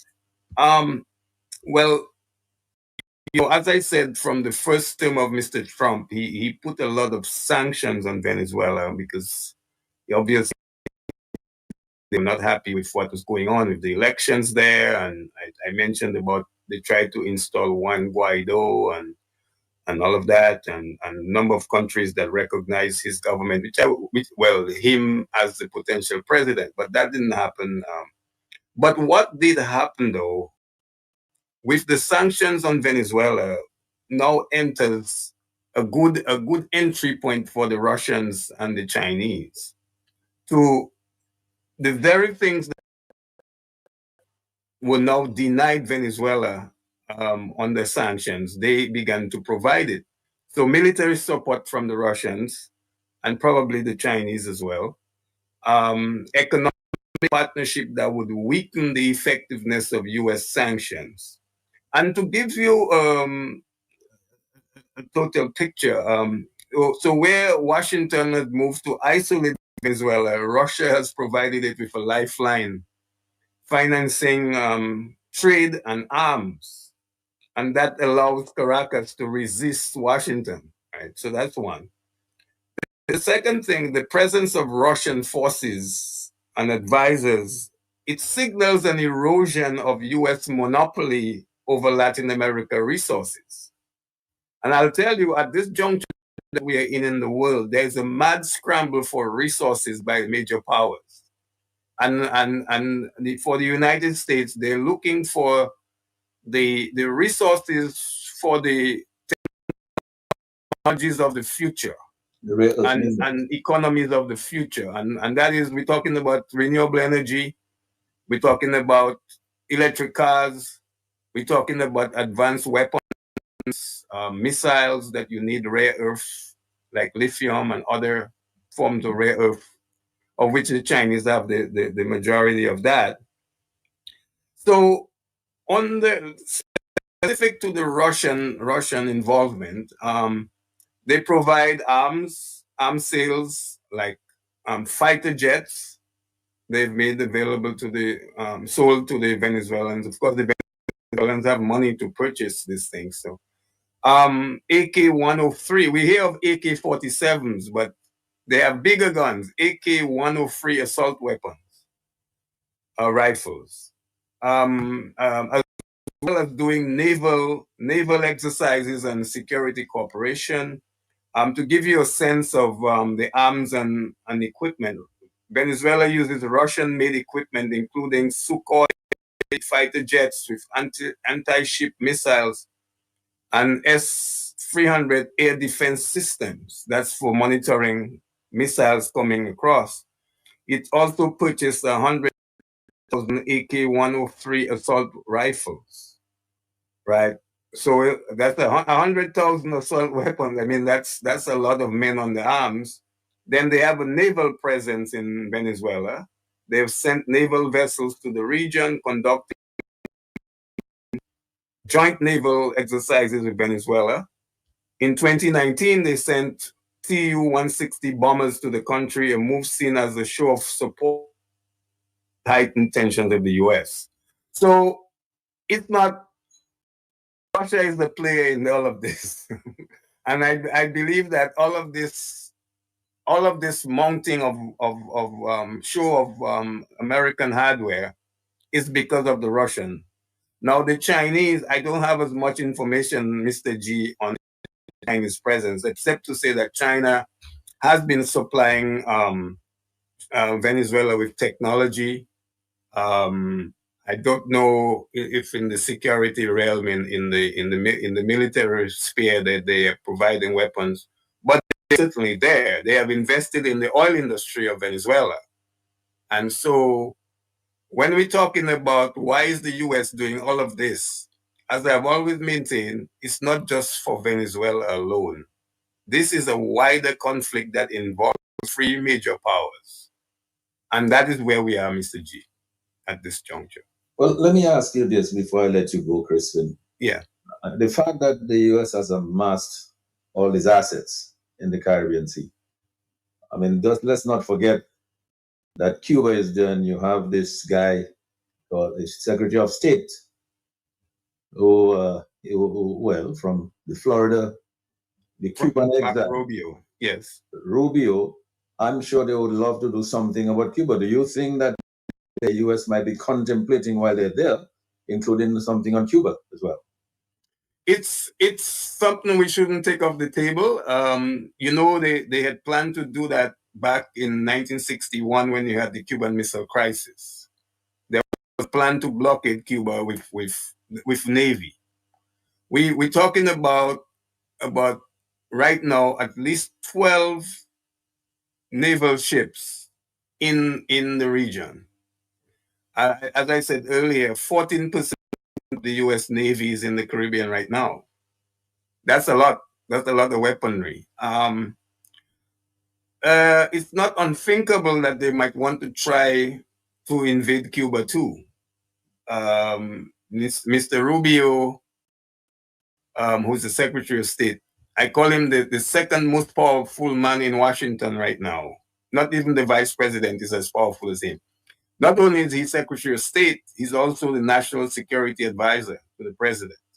So he carries two titles. The only other person in the history of the U.S. that has carried these two titles is Henry Kissinger. And you know how much power he wielded. So Rubio is emerging as a very, very important, powerful broker who has presidential ambitions as well. He's Cuban American. I think he would like to attack we'll see an attack on the Cuban regime. And that would be, I would call that a conflagration if that happens, because the whole region will be on fire if we go there. I hope we don't go there. But in the context that we are in the world, you have to put all of this in the global context of a United States that doesn't have the kind of where we fall in terms of influence in the world. They're now shifting to hard power. The fact that they closed down USAID, which is the soft power window of the United States, has been shut. So now we are dealing with hard power, and hard power means military might. So it's not. I don't think that even if the Caribbean leaders try to make an initiative at this point to try to get the Trump administration to rethink their thing, the Trump administration will say to them, "You guys are complicit with Mr. Maduro. You know, especially the OECS. You know, I was looking at the ALBA countries, Mr. And I was surprised to see that the ALBA countries consist of Cuba, Venezuela, Ecuador, Bolivia, and then the OECS. Because even in the CARICOM, the bigger countries of the CARICOM were not in ALBA.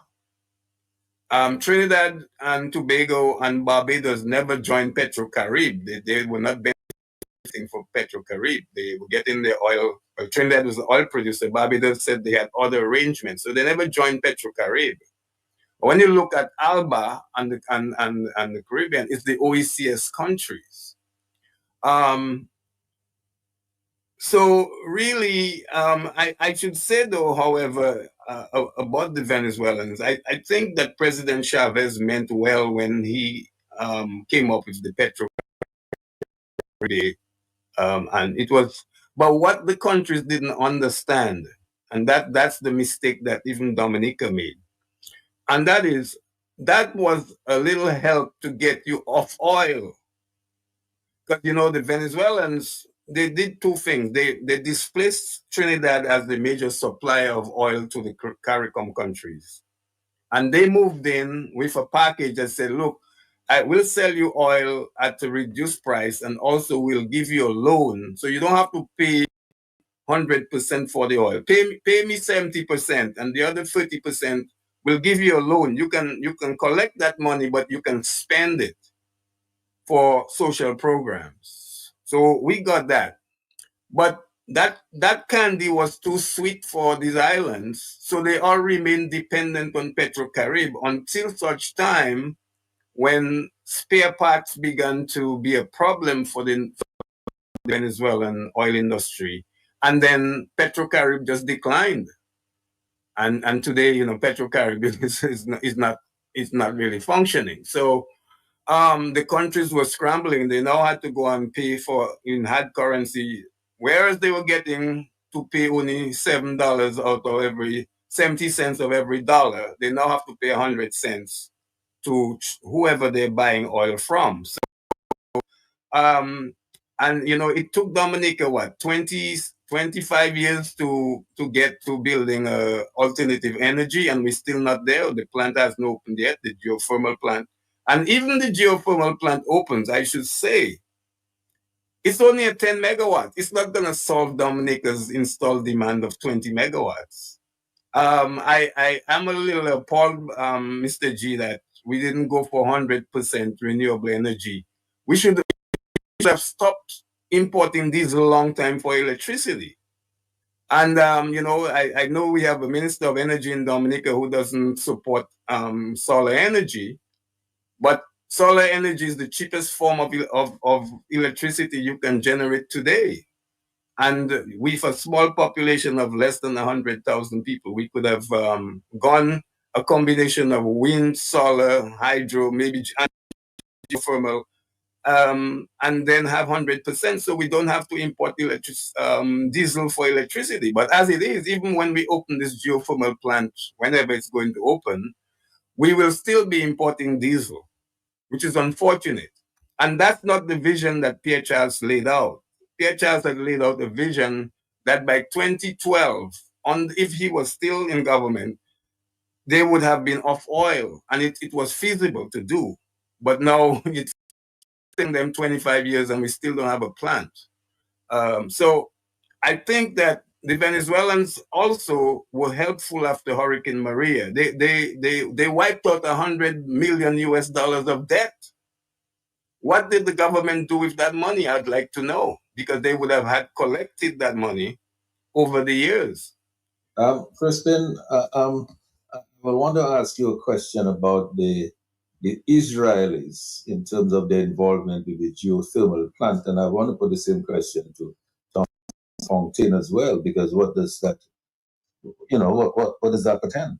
I mean, you know. Well, Mr. G, you know, sometimes it pains me some roads development approaches that our government has pursued, and one of them is that it's commendable that they did the geothermal, although I think it cost way too much.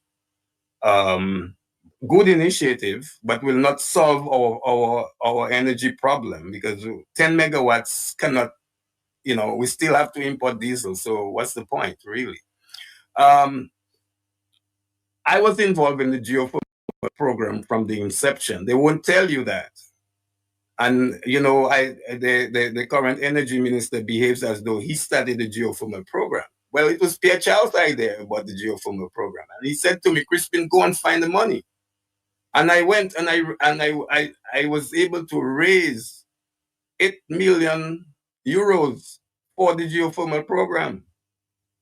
And not only that, I got the government of Iceland to agree to Cooperative Dominica, and we signed the cooperation agreement where Iceland would be our technical partner. The moment they got rid of me, they scuttled that and they went to New Zealand as their technical partner. And then they had to use Iceland companies to do the drilling for them when the Iceland government, and pay for that. And the Iceland government, under the arrangement before, the Iceland government was going to contribute that as their contribution to Dominica, so they wouldn't have cost us anything to drill these wells. But anyway, where they drilled and where they're doing the plant at Loda is not the best place. Because if it's 10 megawatts resource you find, Dominica has over 1,000 megawatts of power in the ground from geothermal. And for you to tell me you're building a 10 megawatt plant, when you could easily have started with a 20 megawatt plant because the resource is there. And then I want to also say on Mr. G, while I have the things that I have a real problem with the government touting and beating their chest about what they've done with geothermal. I want them to answer one fundamental question. What happened in Soufriere with the Mr. Digans, who used to be a manager at the National Bank?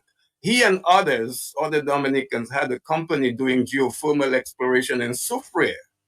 And we've never heard about that. What happened to that?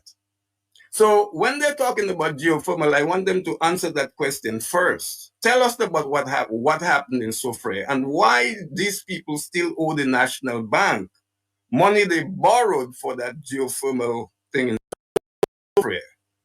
So that is where we are. We are in a tight spot. And I'll tell you, if Mr. Maduro goes down, the US is now going to turn their guns around and looking at who's next. And I'll tell you, Dominica is right in the crosshairs. Why? We have a similar situation like what happened in 1983. And Dr. Andre, you might want to buttress me here, and that is, we have a parallel situation where an airport is being built. Back in 83, the airport in Grenada was being built by the Cubans with support from the Soviets. Today, that's an adversary of the US. And then today, you see another airport being built in Dominica this time by the adversary of the United States, which is China. So I'm beginning to be a little antsy about what could happen there. And anything after Venezuela, it's anybody's guess what's going to happen next, Mr. G. Yes. But Lambi, you want to take a call? Yes, let's try this call. Caller, you still there? Please go ahead. Yes, good evening to you, Lambi, and good evening to the gentlemen on the panel. I must say that I had been ignorant of geothermal and what it was about before I started hearing a lot more about it in Dominica. And then I learned that when you drill a well, okay, after a certain amount of years, that well will clog up and you have to drill it again, drill it somewhere else again. Now, the amount of millions it costs to drill one well, to me, what I learned is like it is not cost effective what they have done so far and getting only 10 megawatts. It is really doesn't make sense to have drilled one well because you still in the future have to go back and drill 1 and 2 and 3 more wells, and we never know what will happen with our Trafalgar Falls when all those wells are going to be drilled up there. So I really cannot understand they're depending on only one spot up Trafalgar Way and not maybe trying to get something from Soufriere and maybe for us to get more than 10 megawatts because I know Dominica needs more than 10 megawatts to light up the whole country. I believe with all the money that has been spent, we maybe could have given a big portion, or maybe almost 3/4 of Dominican solar energy and go that way instead of going drilling wells and so on. Good evening, gentlemen. That's my contribution. Yeah, very good contribution as well.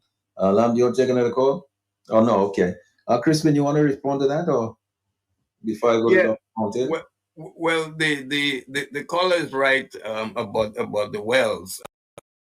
What they did in Iceland is they drilled several wells across the country, and when a well gets not so productive, they open up another well.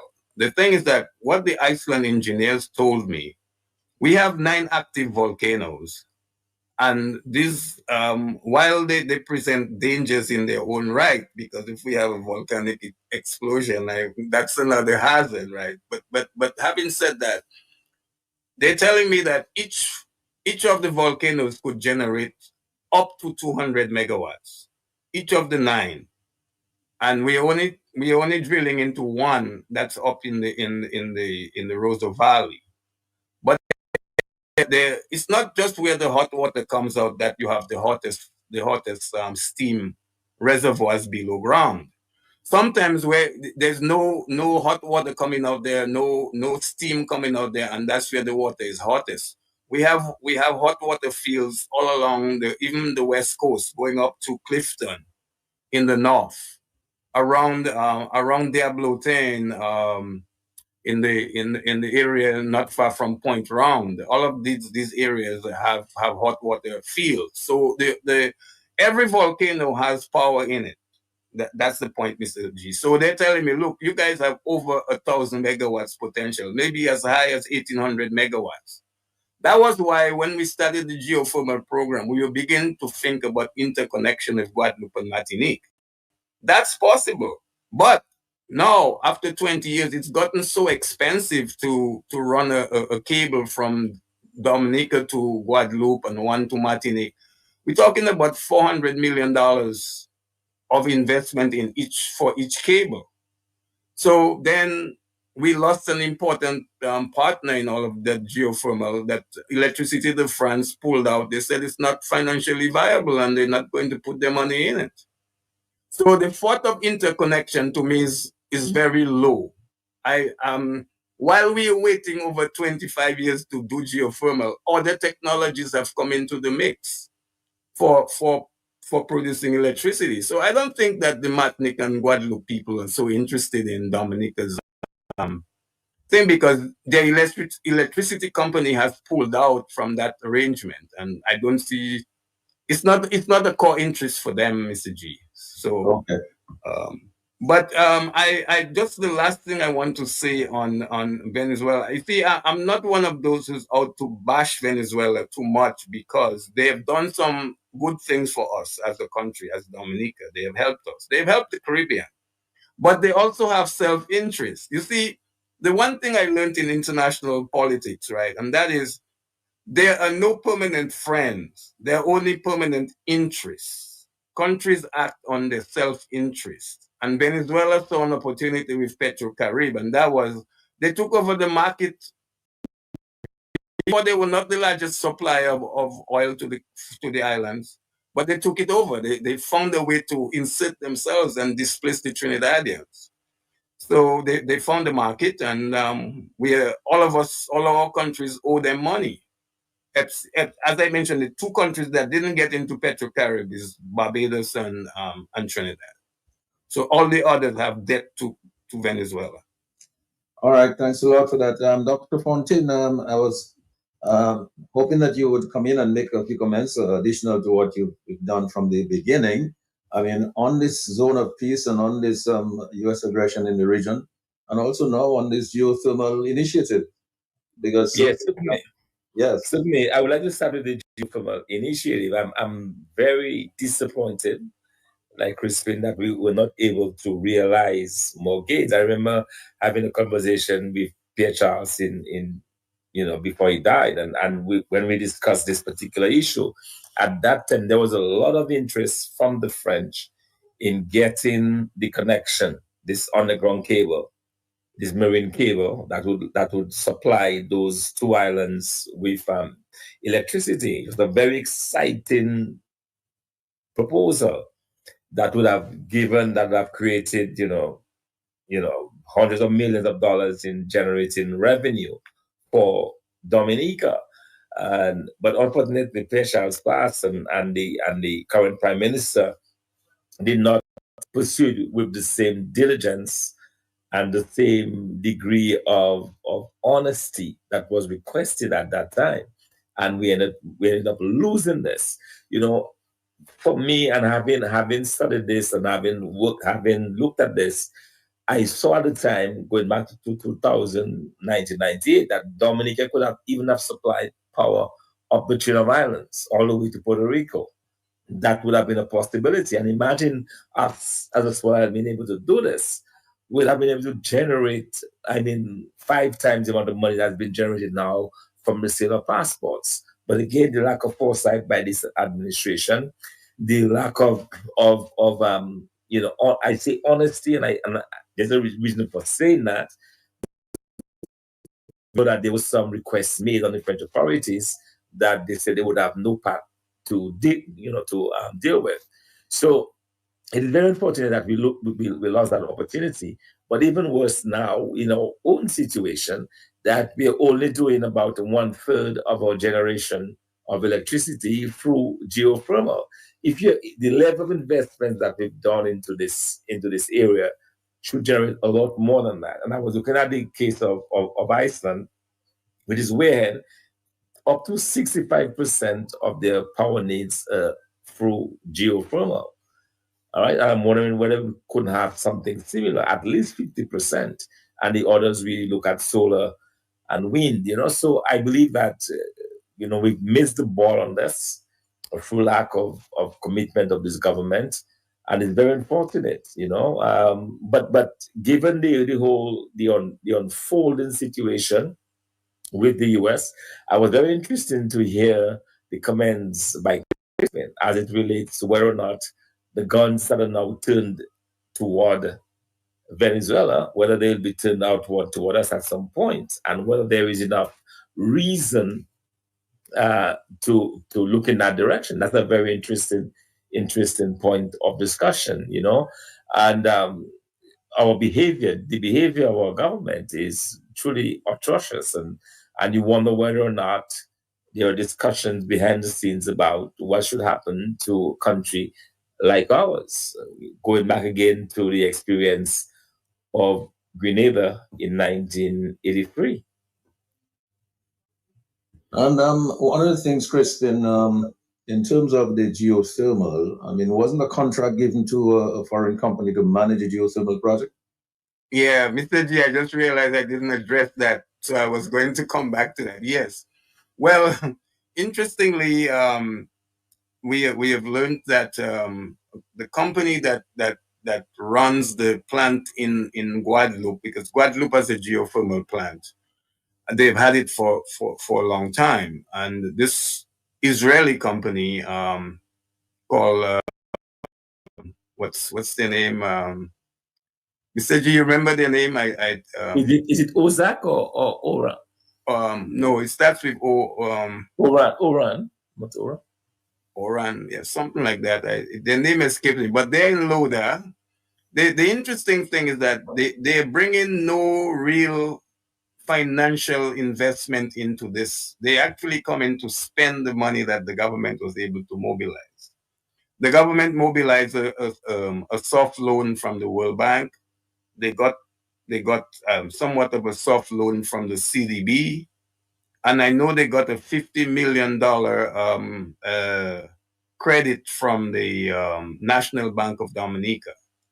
So this company is not bringing any money. They only bring in management expertise, and they have a 25-year license. They'll be there till 2050. Now that's a long time for a company that's not bringing any investment. So they're coming to spend our money. They now connect us to the Israeli governing structure. We are linked to Israel now, and that's a worry. And then I heard the Prime Minister saying about, he's thinking about the idea of bringing 200 Palestinians to Dominica. Well, please don't bring the Middle East conflict to our shores. That's really what that would entail.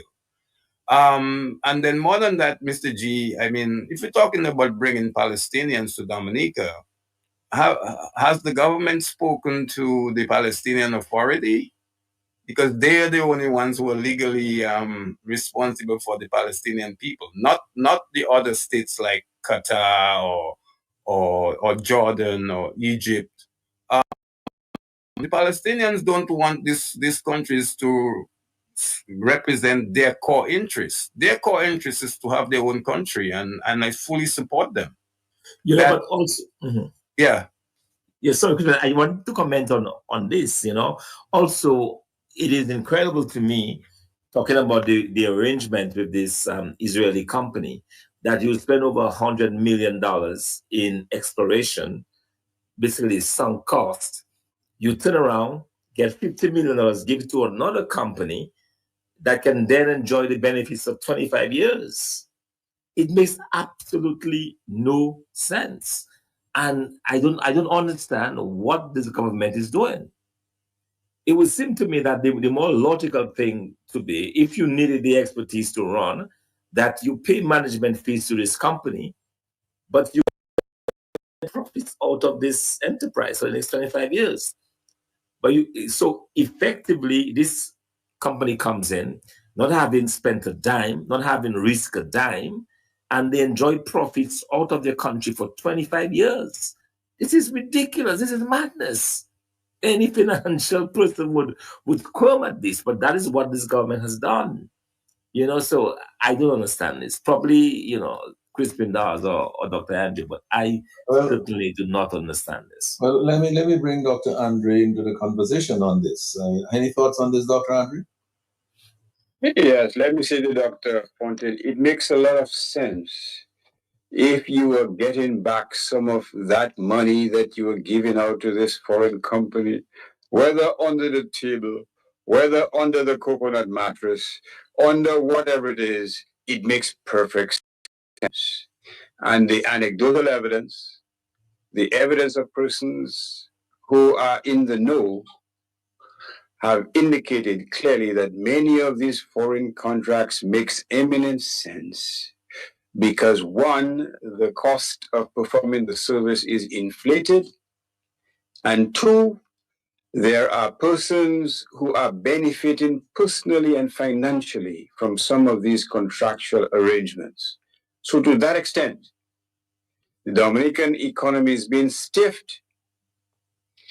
Persons are getting filthy rich on account of monies which, quite frankly, are passed surreptitiously, are deposited into mysterious accounts, as Zampoli once told us in a lawsuit against those involved in that hotel in the Cabritz area.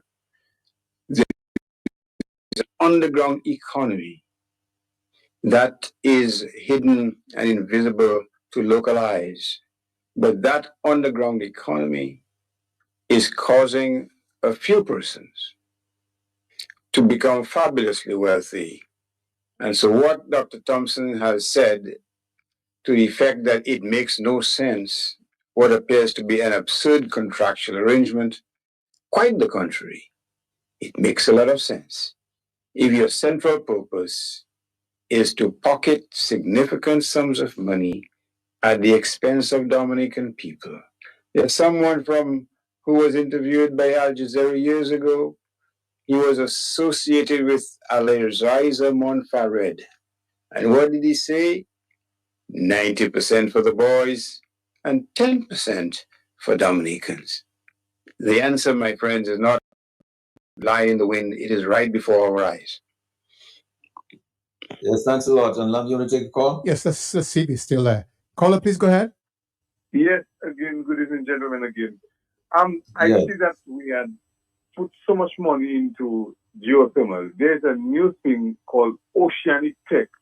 We have the rough seas in the Carib territory area, the Marigot area, and the oceanic tech, we could take advantage of that. So instead of having to run line from Roseau to the Castibus, Marigot, the East Coast, we could take advantage of oceanic tech, and that would be a lot cheaper. So I don't know if any of you all know or have heard about oceanic tech. Good evening. Yes, I've heard about it. I have not done too much research on it, so I'm not too familiar with how it operates.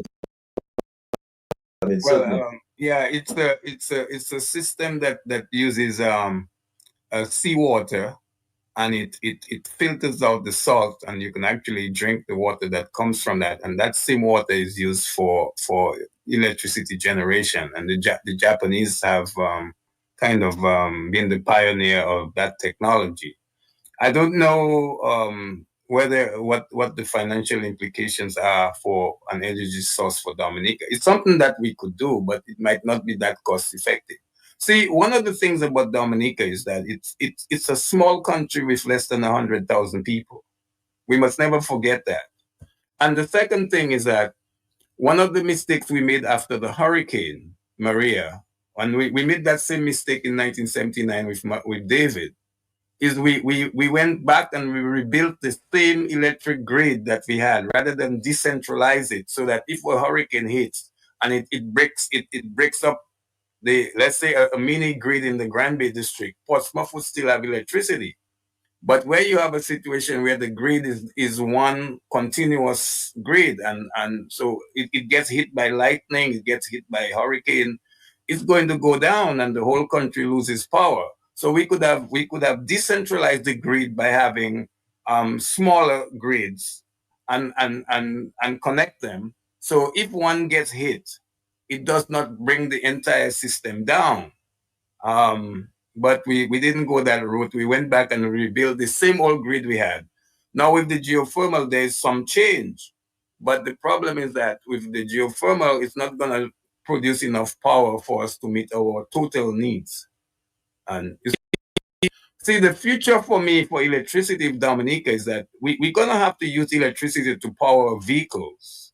That's the future of Dominica's automobiles. See, all of these cars we are importing from Japan, that the old cars, it's time to stop that, because these vehicles, they have run their course already, and all they're doing is putting a spare parts burden on our country. We will have to go to electric vehicles, and I would say the first thing would be that all the buses, all the passenger buses need to go electric. But to do that, you will have to have charging stations for them. But, that would be if we don't have to buy diesel or gas for our vehicles, that's a plus. But we don't have the power in place for that. The 10 megawatts, that's not going to make it. I doubt if that 10 megawatts will bring any kind of reduction in your light bill. I don't believe it, Mr. G. Well, I don't think so either. But I mean, it's we've come down to a time limit here. And I'm wondering whether Dr. Fontaine is with us. So if he is with us, he would want to give us his closing remarks. But if he's not with us, yes, you are with us, Dr. Fontaine.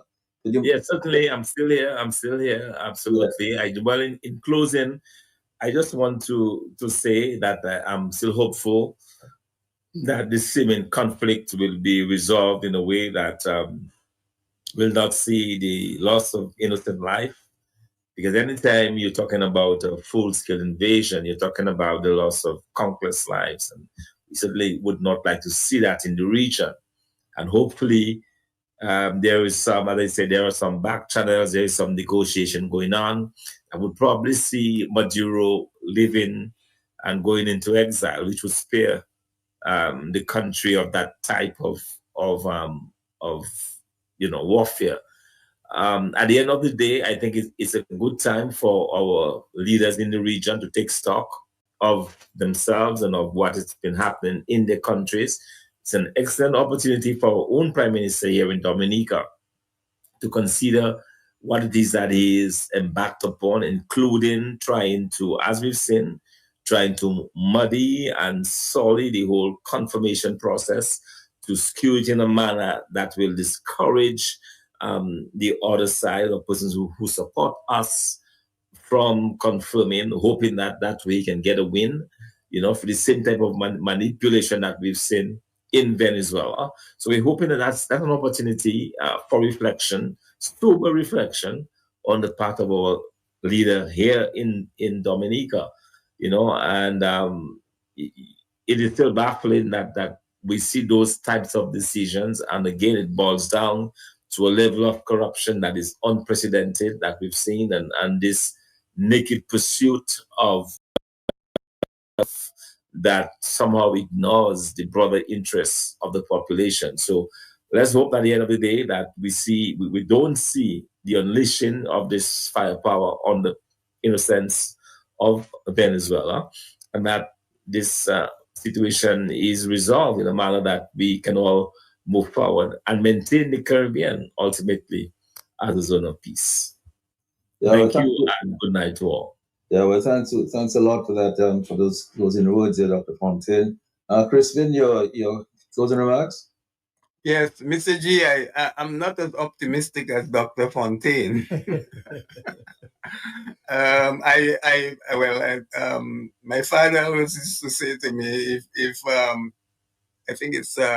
if wishes were something, beggars would ride. If wishes were horses, If wishes were horses, beggars would ride. Well, I don't believe. I think that I believe an intervention is on its way. The U.S. firepower is there, and people are going to die. There's no question about it. And even if President Maduro elects to step down, he will. He has this, $50 million bounty on his head. I just hope if he steps down, they don't indict him and try to bring him to the U.S. to face trial like they did to President Noriega, right? The question now is what happens next after Venezuela. That is a kind of a worrying thing. We talked earlier about whether Cuba would be in the crosshairs. We talked about the airport in Dominica becoming of bigger concern, and the last thing I want to hear is one of these days when President Trump might just say that airport being built in Dominica is a threat to U.S. security. And because it's being built by their adversary. Similar situation to what happened in 83 in Grenada. I am hoping for limited levels of bloodshed. The issue is that removing Mr. Maduro is not just him. It's the party that's been in power for the last 25 years in Venezuela. So it's not. You have the army in Venezuela, which is quite large. Whether they stage a military coup before the U.S., I don't know. Something is going to happen. We don't know what it is, but it's coming, and it will not be nice. So I just hope, this notion of the zone of peace, that zone of peace was shattered since the last invasion by the U.S. in Grenada. That zone of peace, it's just a misnomer. We as Caribbean people, we would like that to happen, to be for the region, but we must never forget the Monroe Doctrine of 1823, when the U.S. said that they will not tolerate any powers in the backyard of the U.S. And now they're with the losses that they have experienced in Afghanistan, in Iraq, in Libya, and all of that, the U.S. is looking now at its neighborhood.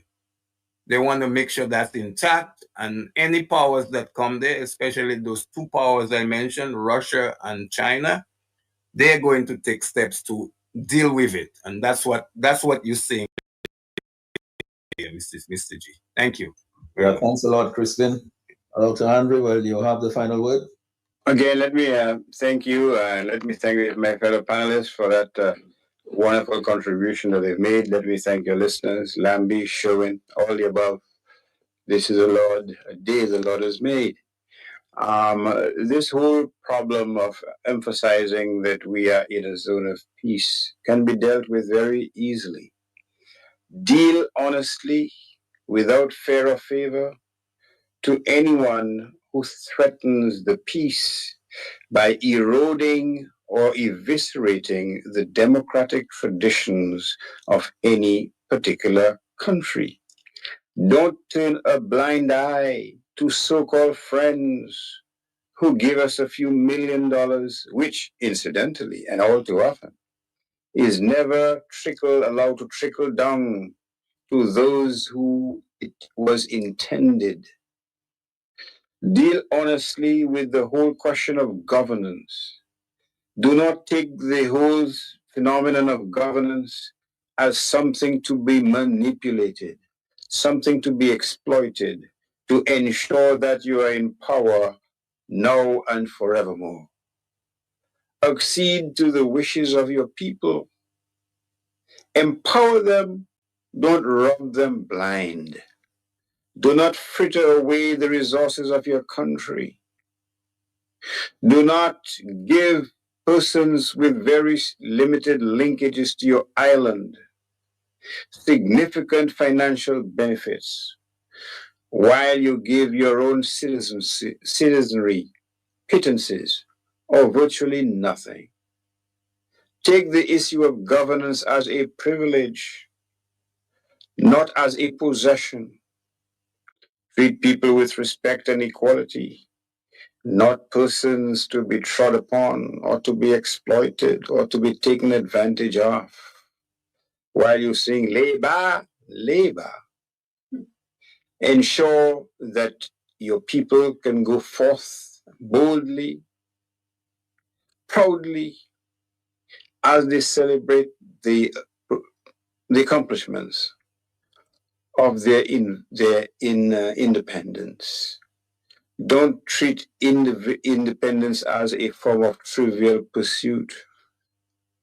Don't rewrite history by saying that we are celebrating the 25th anniversary of the World Creole Festival when we know that it started on about 1997. Don't whitewash or try to eviscerate the achievements of those you don't like. It is a wonderful world, but it is not a world that, quite frankly, has been given to you as a personal possession. Accept your responsibility with dignity and with honesty and with integrity, not as a means or an opportunity to become filthy rich at the expense and on the backs of your people. If you pay homage to these principles, overarching principles, then the Caribbean will in fact be a zone of peace, because you would have no hesitation or reluctance to deal with those evils that are destroying Dominica, irrespective of who is your friend or who is not your friend, because your only friend should be the people that you serve. And if you adhere to these principles, then quite frankly, there will be no need to pronounce.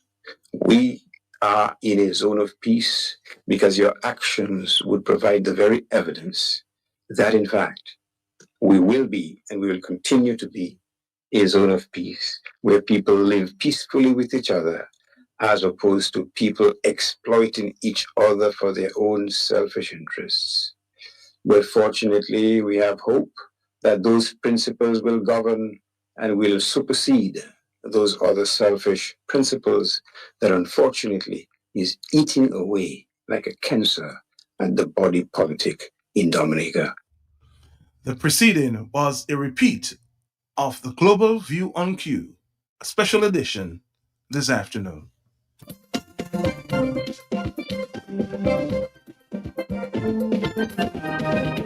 We are in the hurricane season, stock up on food which has a long shelf life. Sterilize baths, all containers and cooking utensils to store water. If in doubt, drink boiled or treated water only.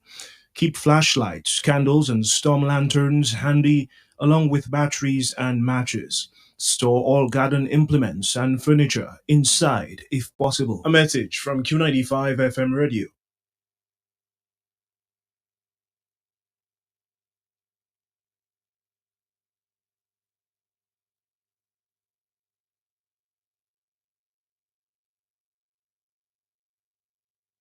We are in the hurricane season. Stock up on food which has a long shelf life. Sterilize baths, all containers and cooking utensils to store water. If in doubt, drink boiled or treated water only. Keep flashlights, candles and storm lanterns handy, along with batteries and matches. Store all garden implements and furniture inside if possible. A message from Q95 FM Radio. Need one trusted place to stock up for your home, shop, or business? Fine Foods Inc. Distribution has got you covered. From dry goods and frozen foods to your favorite drinks, alcoholic and non-alcoholic, plus all the household must-have. We've got it all under one roof. We're right here in Jimmy Dominica, and yes, we deliver. Whether you're running a supermarket, a corner shop, a bar, or just like your pantry full and happy, Fine Foods Inc. brings you the best brands you know and love. Great prices, top tier service, trusted products. At 255-6810 or 316-0164, or drop by our Jimmy location to check out what's in store. Fine Foods Inc. Fine Foods Inc. The biggest distributor for the biggest brand. Ooh, oh, oh, oh. KFC. Ooh, oh, KFC. Looking for some place to go. Meals for soul. KFC. Grab your family and your friends. Join in the experience. KFC. It's the place to be. Made for you and me. KFC. KFC. It's finger licking good.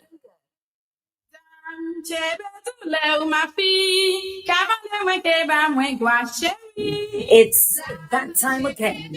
The National Cultural Gallery is back. Bigger, brighter, and more exciting than ever. Join us this Sunday, November 2nd, at the Botanic Gardens from 3 p.m. Experience the rich rhythms of our island's heritage through music, song, and dance. As we come together to honor our culture, our people, and our pride. Bring your family, your friends, and your flag. Let's celebrate Dominican's vibrant spirit at the National Cultural Gala 2025. Make it a date. Sunday, November 2nd at the Botanic Gardens, 3 p.m. sharp. Don't miss it as we celebrate 47 years of progress and purpose. It's time to celebrate Dominica's 47th independence celebration with ESA Trading Limited. Shop $47 and over and get a chance to win $3,000 worth of vouchers. First prize winners receive a $500 voucher. Second prize winners $300 voucher. Third prize winners $200 voucher. And the 20 vouchers will be available at $100 each. Let's see Vidi tout le monde to ESA Trading Limited. All senior citizens will receive a 15% discount every Wednesday from October 15th to November 25th, 2025. On loyalty card holders, every Tuesday and Thursday, you will receive double points. Now, all customers interested in buying one packet of Hare's Deep Dish Pizza 6 ounce or Hare's Restaurant Style 9 ounce will get 1 ounce packet free with a honey cheese flavor or barbecue flavor potato chip. Papa met 10% off 8-packet 1 ounce Hair snacks. Hurry! These fantastic offers ends 15th November 2025. You see what I tell all you Dominica? ESA Trading Limited is really here for you. The 2025 National Dress Parade is on, and you are invited. Join us on Friday, October 31st at 10 a.m. as the streets of Roseau come alive with the display of culture, tradition, and creativity. The Independence Pageant winners will be there. Chupul Ole Maskela, music by Rio, and entertainment by the Minette Brothers. It's one you don't want to miss. Come dressed in your national wear, bell dandan, or your contemporary Creole creation. It's the National Dress Parade, Friday, October 31st, 10 a.m. Mese, Wosu, Kaishu. I love Blender, 365. I like my juice and them straight out the blender. Have the free loans for your every need. Cards have you covered, but believe. Cards ready cash, it's for everyone. Not to worry, fast approval. Hurry up and come. We got it all, we undergo. Cards ready cash, you already know. We got it all, we undergo, go. Cards ready cash, always ready when you're ready, let's go. Courts Ready Cash. ready when you are.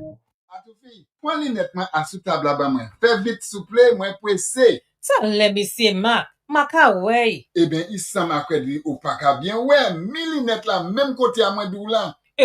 La yé tout le ek mate ka wey? Ça vle di ou bizwen ale Optifam vitman avant zyo vin pli mauvais. Ti mwen Mac. Pis pa jodi mwen ni problem epis de mwen. Eh ben, c'est Optifam qui ni pli meilleur docteur Zé en peya. A pa di sa, Optifam jatiwe en chay l'argent à sou frame linet. Et yo ni pli belle frame linet ki en style. Tout ça?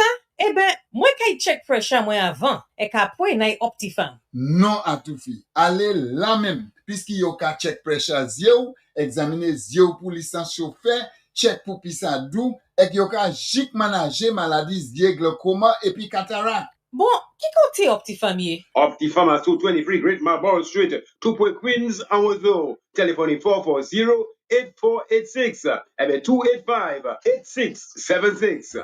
Bon Dieu, merci oui pour Optifam. Yo se limo yon pour occupation zero. Treat yourself, your family, or a loved one to a comprehensive eye examination at Optifarm Eye Center to check for 20/20 vision. Also inquire about our telemedicine services, filling of external eyeglasses prescriptions, and specials on eyewear. Also opened is A-Medic Urgent Care and Telemedicine Center, offering specialized and general healthcare. Call 612-1328 or come in for your appointment. You could also visit our new location at Castle Had for many years in London. Goldwyn is now retired and back living in Dominica enjoying his pension. He toujours got smile so we can see the gold teeth and toujours kayak. I met him coming out of Flosses with the help of some staff carrying different foods, drinks, and meats to his vehicle. Myself too fast to go and ask the man what's up. Is their story start? Après moi fini travail ouais, so le kadimo descend Dominic pour finir la hamwe. I said, Goldwyn, speak in English, don't force it. Then he said, I shop with intelligence, yeah? At Flosses, you get the most reasonable prices for the bag flour, rice, sugar, milk, beers, soft drinks, water, rum, and so much more. Prices and quantities to fit your needs, mate. Because you just come down and want to tell me what I know about Flosses already. That's where I shop. It's not you alone that want to save money but still get the quality goods. That's right. And if you're listening to this ad, go and check out Flosses for yourself. Next to the Roseau Market, you can't miss it. Now opened on Sunday from 10 a.m. Bring your cooler. Bring your cooler. Bring the Foster Chestnut. Foster Chestnut. Number one all over. Number one. Make ready in Dominica. Right here. BB nice. BB nice. BB nice. BB nice.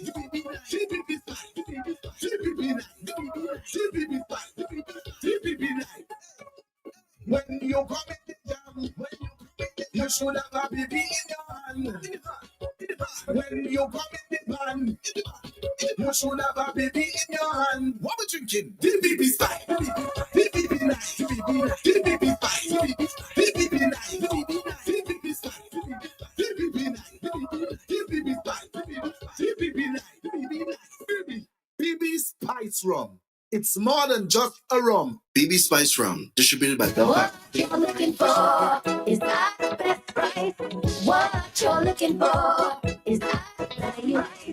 Best price. Everything is nice. And oh, you love the price. Convenient and easy. Make shopping breezy. The luxury of everything in one supermarket located on the riverbank with parking. Best Price open daily all week with home store decor for every room, pharmacy for all prescriptions and over-the-counter medications, supermarket for all your grocery items, fresh produce and frozen. What you're looking for is all at Best Price. What you're looking for is that value.